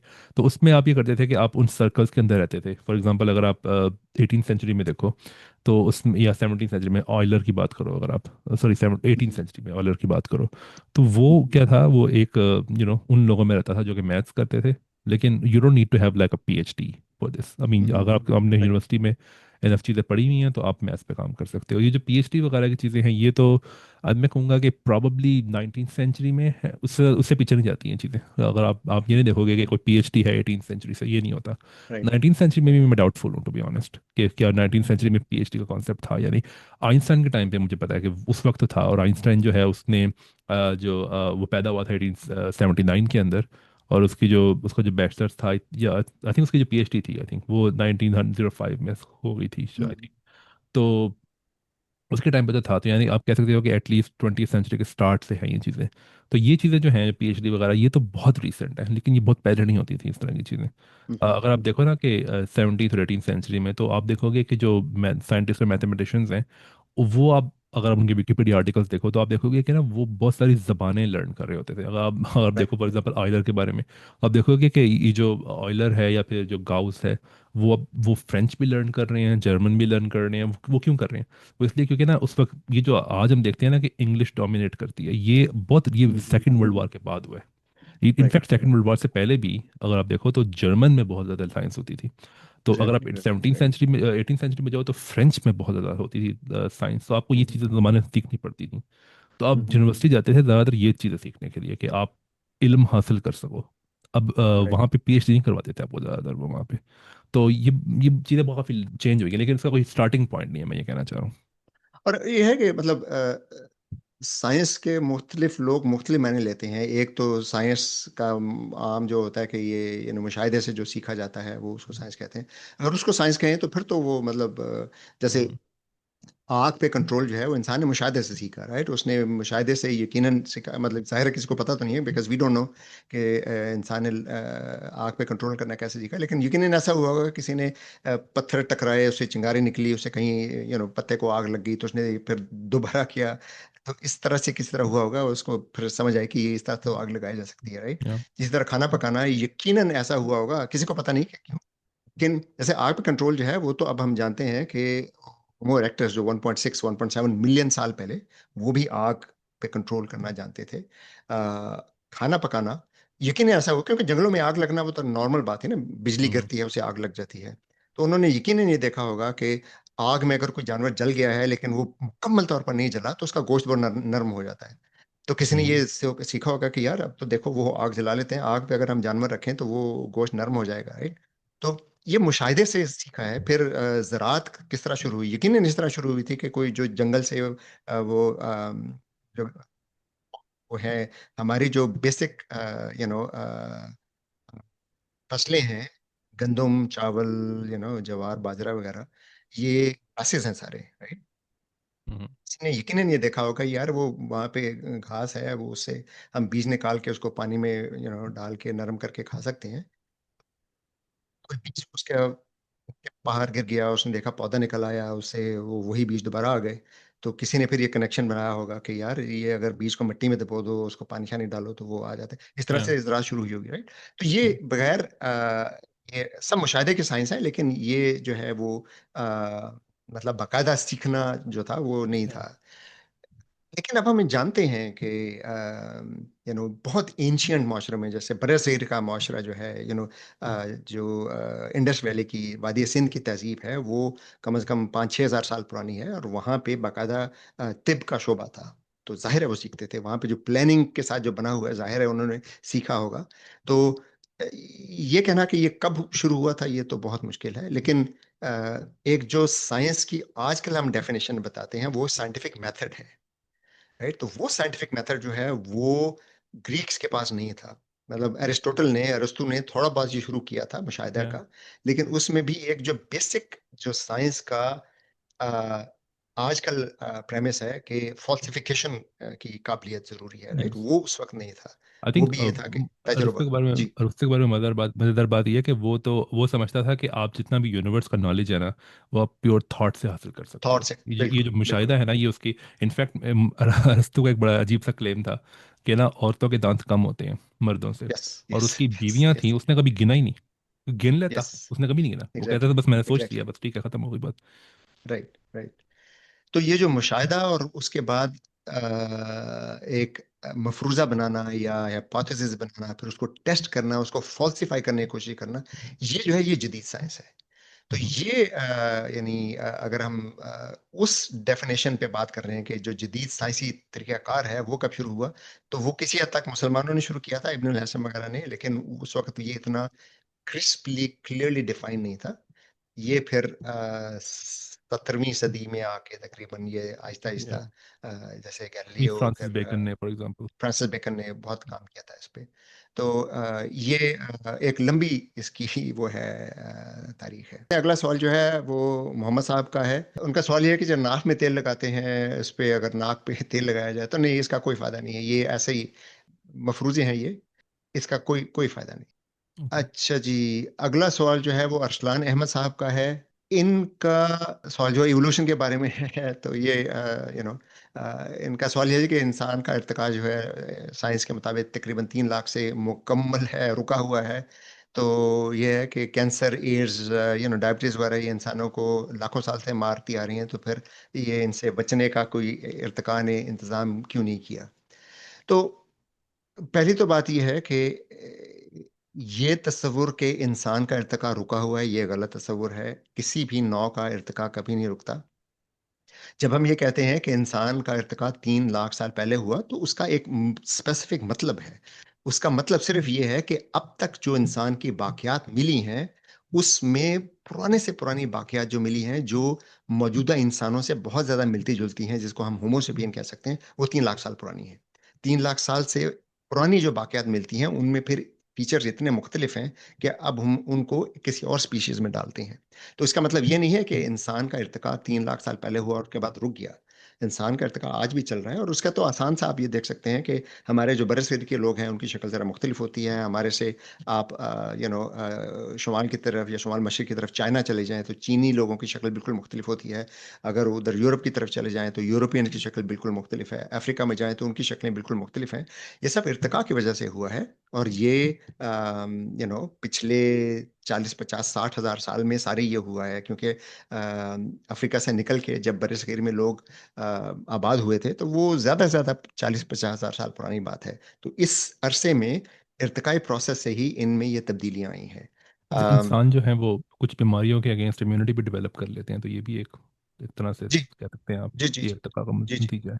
तो वो इम्यूनिटी जो डेवलप होती है, वो भी एक इर्तिकाई प्रोसेस है। और जिन बीमारियों से इंसान के मरने का इम्कान कम होता है, उन बीमारियां इतने कम लोग उससे मरते हैं कि इंसान को अमूमी तौर पर आबादी में ज्यादा फर्क नहीं पड़ता। उन बीमारियों के खिलाफ मुकम्मल इम्यूनिटी नहीं बनती। इम्यूनिटी बनने का जो इर्तिकाई प्रेशर है, वो यही है कि किसी बीमारी के खिलाफ इम्यूनिटी बनने से अगली नस्ल पैदा करने का इम्कान बढ़ जाता है, राइट। वो इम्यूनिटी के जो हम्म, जीन्स हैं वो आबादी में फैलेंगे।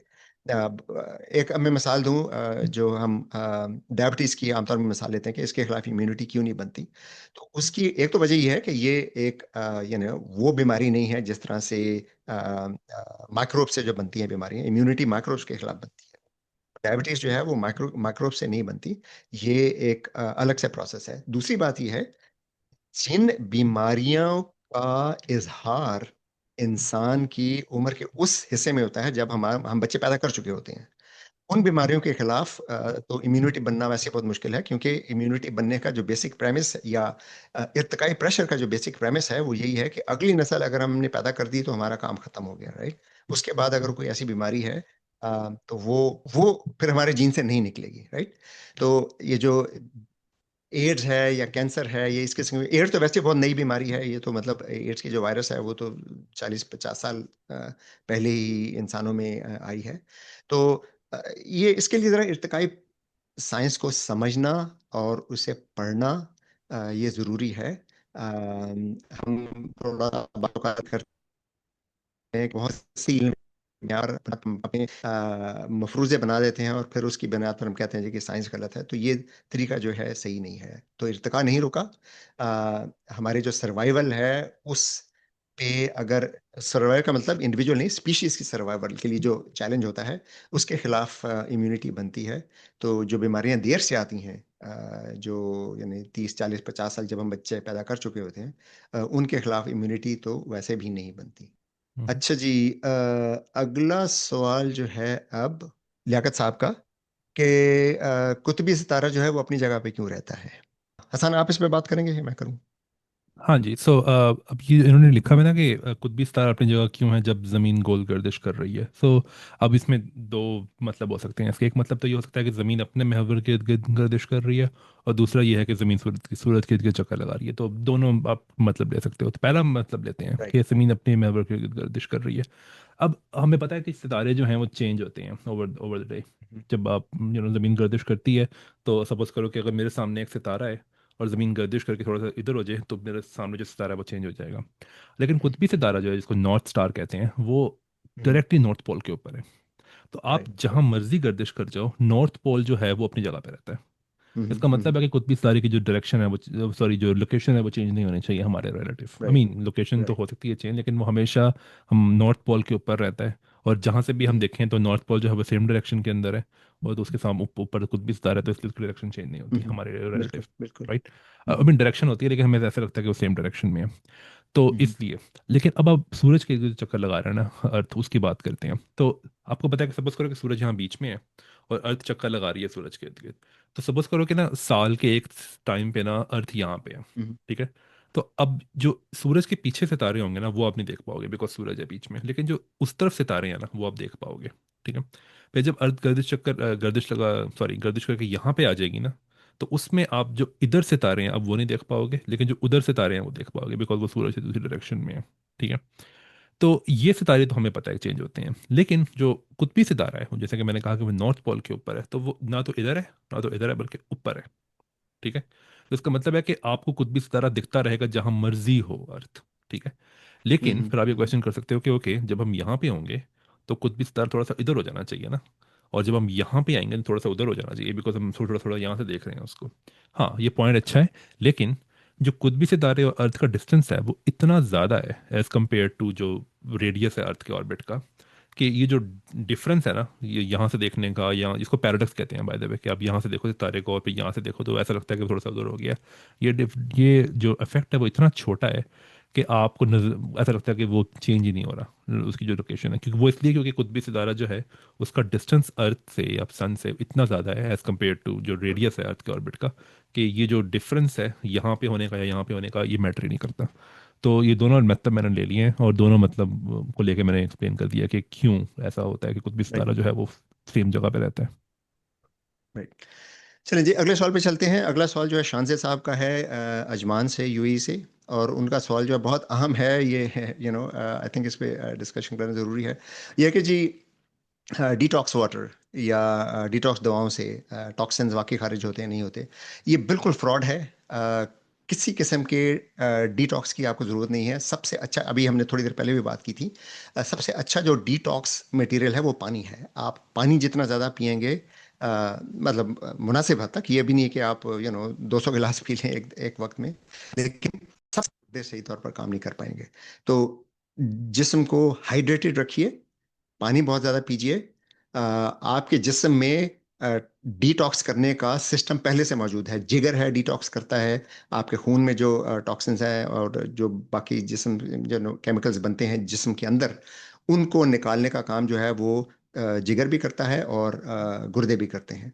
तो इन दोनों की सेहत का ख्याल रखिए। गुर्दों की सेहत के लिए जाहिर है कि आपको पानी बहुत ज़्यादा पीना है।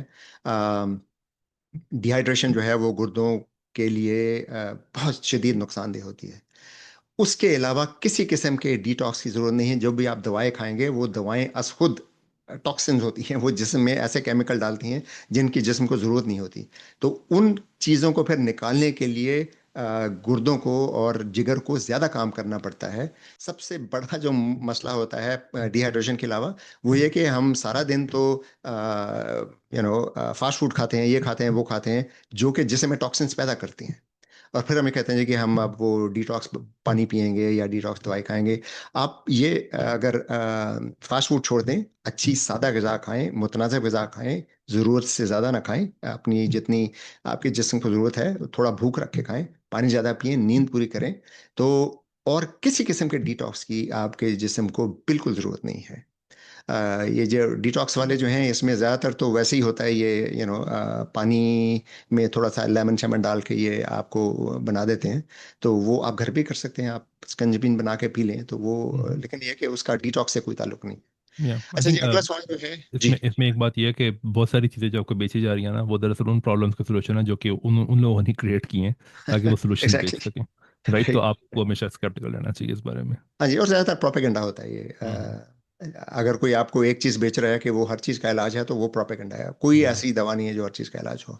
तो डिटॉक्स करने की कोई जरूरत नहीं है। आप सिर्फ नेचुरल जो तरीका है पानी पीने का उसको रखें तो वो ठीक है। अच्छा हम्म। जी, अगला सवाल जो है खैर मोहम्मद साहब का है कलात से। और इनका ये सवाल जो बहुत कॉमन मिसकंसेप्शन है कि मिर्गी के मरीज को अगर जूता सूंघाया जाए तो मिर्गी का जो दौरा खत्म हो जाता नहीं। नहीं, ऐसा बिल्कुल नहीं है। मिर्गी के दौरे का जूता सूंघाने या ना सूंघाने से कोई ताल्लुक नहीं है। आमतौर पे मिर्गी के दौरे होते ही चंद सेकंड से चंद मिनट के लिए हैं। तो आप जूता ना भी सूंघाएं तो वो दौरा चंद सेकंड में, चंद मिनट में खत्म हो जाता है। एपिलेप्सी या मिर्गी होता क्या है? देखिए, दिमाग में हमारे अरबों के हिसाब से न्यूरॉन्स हैं। उनमें से कुछ जो हैं वो हमारे जो मोटर कॉर्टेक्स है, उसमें जो न्यूरॉन्स हैं वो हमारे मसल्स को कंट्रोल करते हैं। राइट, अब आपको अगर खड़ा होना है या बैठना है तो उसके लिए कुछ मसल जो है उनको टेंशन में रखना चाहिए, कुछ को रिलैक्स करना चाहिए, और ये सारे मैसेजेस जो हैं ये आपका मोटर कॉर्टेक्स मसल्स को भेजता है। इसका मतलब है कि ये जो न्यूरॉन्स हैं उनको बिल्कुल दुरुस्त टाइम पे फायर करना चाहिए। मिर्गी में होता ये है कि बहुत से न्यूरॉन्स बिला वजह फायर करने लगते हैं। राइट, तो वो ऐसा ही है जैसे भगदड़ मच गई, किसी जलसे में भगदड़ मच जाए तो बहुत लोग भागते हैं और उसमें एक दूसरे टकराते हैं, उसमें लोग मर भी जाते हैं।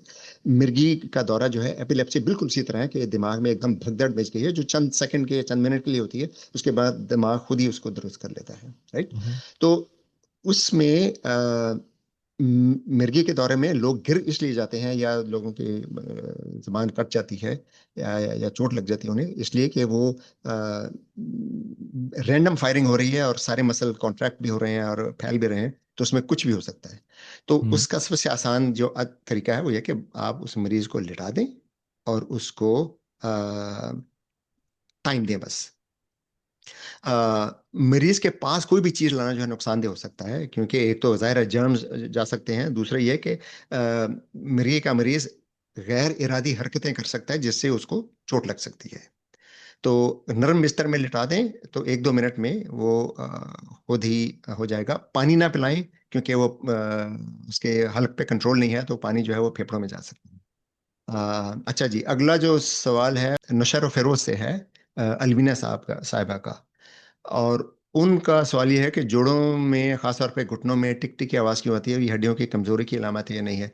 जी नहीं, ये बिल्कुल नॉर्मल है, और ख़ासतौर पे उम्र बढ़ने के साथ साथ ये आवाज़ें ज़्यादा हो जाती हैं। लेकिन ये कोई बुनियादी मसला नहीं है।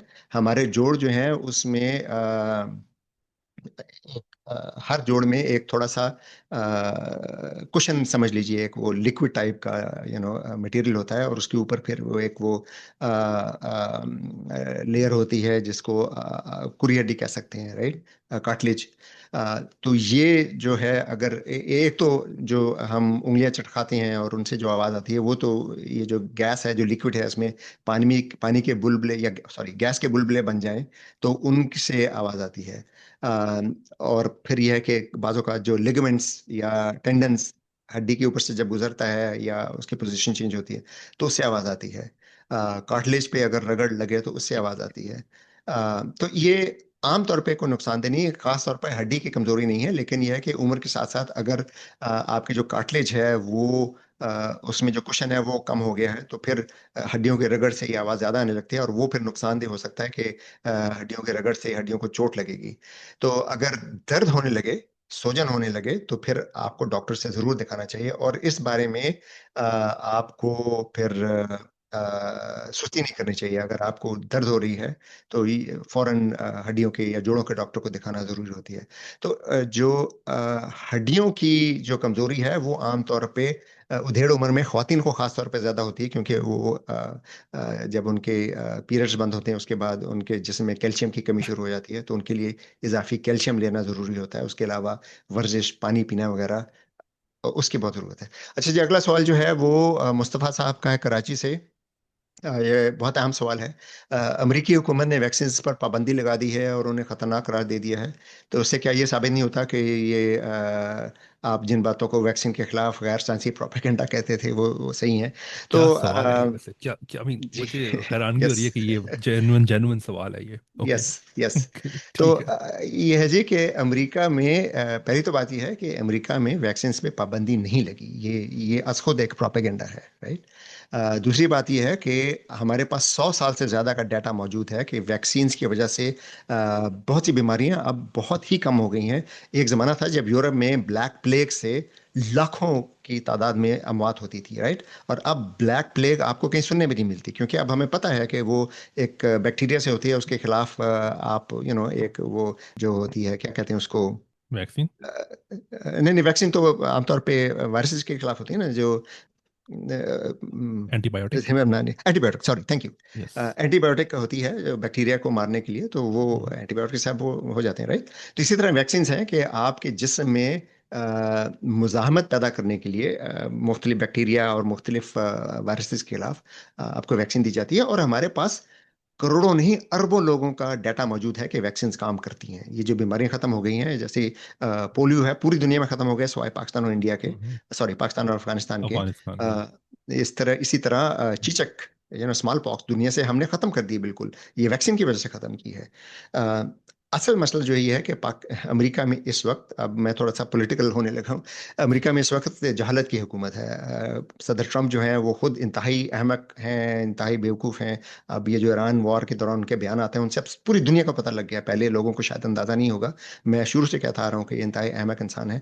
इन्होंने एक काम जो बहुत खतरनाक किया है लॉन्ग टर्म के लिए, वो ये कि इन्होंने रॉबर्ट कैनेडी जूनियर को महकमा सेहत का वजीर बनाया है। और रॉबर्ट कैनेडी जूनियर जो है, इनका सेहत से कोई दूर दूर तक ताल्लुक ताल्लुक नहीं है, डॉक्टर नहीं है, ये वकील हैं। और इनकी सारी उम्र जो है ये साजिशी नजरियात होती हैं उनको फैलाने में गुजरी है। अब उनको इन्होंने, सदर ट्रंप ने वजीर बना दिया है, तो उन्होंने अपने जो उनका जो वो थी मशावरती बोर्ड था, उसको सबको फायर कर दिए। सारे जो 30-30, 40-40 साल के तजर्बे वाले लोग थे, जिन्होंने अपनी अपनी फील्ड में सारी उम्र काम किया, उनको हटा के इन्होंने साजिशी नजरियात से कि हमें लोगों को उसमें भर लिया है। और उस मशावरती बोर्ड की जो सिफारिशात हैं, उनकी बिना पर इन्होंने कुछ वैक्सीन्स को निकाल दिया है। सबको नहीं, कुछ को निकाल दिया है। लेकिन डॉक्टरों ने, और खासतौर पे जो पीडियाट्रिक्स के डॉक्टर हैं, जिन बच्चों के जो डॉक्टर हैं, उन्होंने, उनकी जो ऑर्गेनाइजेशन है, उसके अलावा जो फार्मासिस्ट की ऑर्गेनाइजेशन है, उन सब ने मिलके हुकूमत को बाकायदा सू किया है, केस किया है कि ये जो सिफारिशात हैं ये गैर साइंसी हैं, क्योंकि इनके पीछे कोई साइंसी तहकीक नहीं है। और जज ने जो सिफारिशात थी रॉबर्ट कैनेडी जूनियर की, उस पर पाबंदी लगा दी है। और उन्होंने, जो जज ने फैसला दिया है, वो यही की है कि यह गैर कानूनी है, क्योंकि कानून ये है, अमेरिका का कानून ये है कि ये जो हुकूमत के जो महकमा सेहत के बारे में फैसले हैं वो साइंसी बुनियादों पर होगी। और ये जो फैसले इन्होंने किए थे ये गैर साइंसी थे। तो ये आपको सोशल मीडिया से गलत मालूमात मिलती हैं, लेकिन ये बिल्कुल गैर साइंसी या। बात है। और आई थिंक एक साइंटिफिक फैक्ट जो है वो इससे डिटरमिन नहीं होते कि एक गवर्नमेंट क्या कहती है। अगर एग्जैक्टली, साइंटिस्ट ने एग्जैक्टली। अगर अगर अगर आप ये कहते हैं ना कि कुछ साइंटिस्ट हैं जो कि पहले कहते थे कि वैक्सीन अच्छी हैं और अब वो कह रहे हैं कि वो गलत है, तब आपका सवाल बिल्कुल जेन्युइन होगा कि हाँ शायद वो हम बातें जो कहते थे वो शायद गलत थी। लेकिन किसी साइंटिस्ट ने ये नहीं कहा अभी तक कि वैक्सीन जो है वो खतरनाक है, बिल्कुल। एक गवर्नमेंट कह रही है। और इस तरह की मिसालें आपको हिस्ट्री से मिल जाएंगी कि गवर्नमेंट्स ने बहुत एंटी साइंस बातें की हुई हैं। फॉर एग्जाम्पल, जब स्टालिन था रशिया का डिक्टेटर, तो उसने, जो आपको याद होगा कि जेनेटिक इंजीनियरिंग के खिलाफ था यस, और उसने वाविलोव यस, को कैद यस। करवा दिया था जो कि जेनेटिक इंजीनियरिंग को पे काम कर रहा था। तो डजेंट मैटर एग्जैक्टली। कि स्टालिन ने क्या कहा था, वो गलत था। इट डजेंट मैटर, वो साइंटिस्ट नहीं है। हम्म, जी। ओके। अच्छा जी, आखिरी सवाल है, जल्दी से ले लेते हैं कि 2 मिनट। ये आर्टेमिस के बारे में सवाल है कि इंसान चांद पर जा रहा है। तो ये सवाल जो है फराज नसीम साहब का है कोयटा से। तो सवाल ये है कि वाकई चांद पर जा रहा है? जी हाँ, चांद पर जा रहे हैं। अभी आर्टेमिस कल ही लॉन्च हुआ है, अभी वो चांद की तरफ जा रहा है, 3 दिन बाद पहुंचेगा। लेकिन ये चांद पर उतरेगा नहीं, ये चांद के गिर्द चक्कर लगा के वापस आएगा, क्योंकि इसका मकसद उन सिस्टम्स को टेस्ट करना है जो बाद में चांद पर उतरने के लिए इस्तेमाल हो। ये जब भी कोई नई टेक्नोलॉजी इजाद की जाती है या बनाई जाती है, तो उसको स्टेप बाय स्टेप उसको टेस्ट किया जाता है। अपोलो प्रोग्राम में आपको याद होगा कि 10 अपोलो प्रोग्राम सिर्फ टेक्नोलॉजी को टेस्ट करने के लिए बने थे, और फिर 11वें में जाके फिर चांद पर उतरे थे। तो अब हम्म। चूंकि टेक्नोलॉजी ज़रा एडवांस हो गई है, सिमुलेशन अब ज़्यादा हो गई है, तो बहुत सी टेस्टिंग जो है सिमुलेशन में ज़मीन पे हो जाती है। लेकिन अब भी ये आर्टेमिस 2 जो है, ये पहला इंसान बरदार खलाई जहाज है जो चांद की तरफ भेजा गया है। अगले जो आर्टेमिस 3 है, वो भी चांद पर नहीं उतरेगा। आर्टेमिस 4 जो है वो चांद पर उतरेगा, और उसके बाद अमेरिका का प्रोग्राम ये है कि साल में कई बार चांद पर ये उतरेंगे। तो ये मेरे ख्याल में आखिरी सवाल था। नहीं, 1 मिनट, आई थिंक मैंने आ, वैसे जाना था 1 मिनट में, लेकिन आई थिंक मैं जी 2 मिनट दूंगा। ये जी सवाल जी। भी, आई एम सॉरी टू से यार, ये क्या सवाल है। लिखा हुआ है कि इंसान तो मैराथन से नहीं गुजर सकते, कहीं ये फिर से फ्रॉड तो नहीं? अब पहले कब किया था फ्रॉड? पहले पहले कब किया था अभी? ये अजीब है, ये इस क्वेश्चन के अंदर ये इनबिल्ट असम्पशन है कि पहले जो हुआ था वो तो फ्रॉड था। आई मीन कम ऑन, ये बात जो है कि इंसान वैन बेल्ट की बात कर रहे हैं कि नहीं गुजर सकते। पहली बात तो ये कि ये सच नहीं है कि वैलेंट शॉ से आप नहीं गुजर सकते। डिपेंड करता है इस पर कि आप कितनी डोजेज ले रहे हो रेडिएशन की, राइट ठीक है। तो अगर राइट। आप क्या कहते हैं, एक खास हद से ज़्यादा डोजेज लोगे रेडिएशन की, तो वो आपके लिए बुरी है, श्योर। बट वैलेंट बेल्ट जो है, उसके उसमें अगर आप 1 2 दिन के लिए रहते हो ना, तो यस, वो बुरी है इंसानों के लिए। लेकिन अगर आप इंटरव्यूज देख सकते हो, फॉर एग्जांपल उन लोगों के जो कि चांद पे गए थे, उसमें तीसरे बंदे का मुझे नाम नहीं याद आ रहा, एक दो तो नील आर्मस्ट्रांग और बज़ ऑल्ड्रिन थे, तीसरे का नाम शायद आपको याद हो। तो उनके इंटरव्यूज मौजूद हैं कि हम माइकल वेनेरल कोलिंस बेल्ट। तीसरा नाम हाँ, था। यस। तो वो जो यस। है वेनेरल बेल्ट के अंदर 1 घंटे तक रहे थे, ठीक है। एक हम्म। घंटा जाते वक्त, 1 घंटा आते वक्त। और अगर आप डोजेज कैलकुलेट करो कि इस 1 घंटे में कितनी डोजेज मिली थी उनको, और ये भी याद रखो कि वो शील्ड के अंदर थे, क्योंकि वो स्पेसशिप के अंदर थे, लेकिन ऑफ कोर्स उससे सारी की सारी रेडिएशन तो खत्म नहीं होती, लेकिन कम हो जाती है। लेकिन अगर आप डोजेज कैलकुलेट करो तो इट्स नो वे नियर जो जो थ्रेशोल्ड है जिससे आपको वो प्रॉब्लम्स होंगी रेडिएशन की वजह से जो कि होती हैं। तो ये कहना कि इंसान वैलेंट बेल्ट से नहीं गुजर सकते, पीरियड, इसमें कोई क्लासिफिकेशन ना करना, ये बात सच नहीं है। और पहले भी कोई फ्रॉड नहीं था, come on. Right. Moon landing कोई फ्रॉड नहीं था पहले भी। जी एग्जैक्टली। और ये है कि अभी जैसे कल जो लॉन्च हुआ था, अब वो वैन एलन बेल से गुजर चुके हैं, और हम्म। वो बाकायदा नासा के जो ज़मीनी स्टेशन है उससे कम्युनिकेट कर रहे हैं। ठीक ठाक हैं चारों, 3 मर्द और एक खातून हैं जो इस वक्त आर्टेमिस 2 पे हैं। वो गुजर के बिल्कुल ठीक ठाक हैं, सेहत को कोई या उनके मसला नहीं हुआ, आई राइट। मीन बात तो वही है कि ये अगर आप समझते हो कि ये फ्रॉड है, तो फिर आप अगेन कह सकते हो कि ये स्टूडियो में हो रहा है, तो उसका तो हम कुछ नहीं कर सकते भाई। एग्जैक्टली नहीं हो रहा एग्जैक्टली। स्टूडियो में, अब हम क्या करें। इस बार तो बहुत से लोगों ने लॉन्च देखा है होते हुए, तो इस बार तो आप ये भी नहीं कह सकते कि पता नहीं कब कर दिया लॉन्च उन्होंने। बहुत सारे बिल्कुल। ये लोग वहाँ बल्कि पे साइंस की कुर्सी दुनिया लगा पे मैंने वो के। लाइव वीडियो जो नासा का था वो दिखाया था, या और हजारों थे वहाँ पे एक्चुअल नॉन गाइड जिनका सेफ एरिया है वहाँ पे बैठे देख रहे थे। चलें जी, ये नो आखिरी सवाल था। तो प्रॉब्लम। आप सबका बहुत शुक्रिया, आसान आपका बहुत शुक्रिया, आप मुझे पता है आपने जाना नो है। प्रॉब्लम। तो आइंदा फेमस साइंस सीरीज में आपके सवालात के साथ हाजिर होंगे। तब तक के लिए इजाज़त दीजिए, शुक्रिया। Thank you.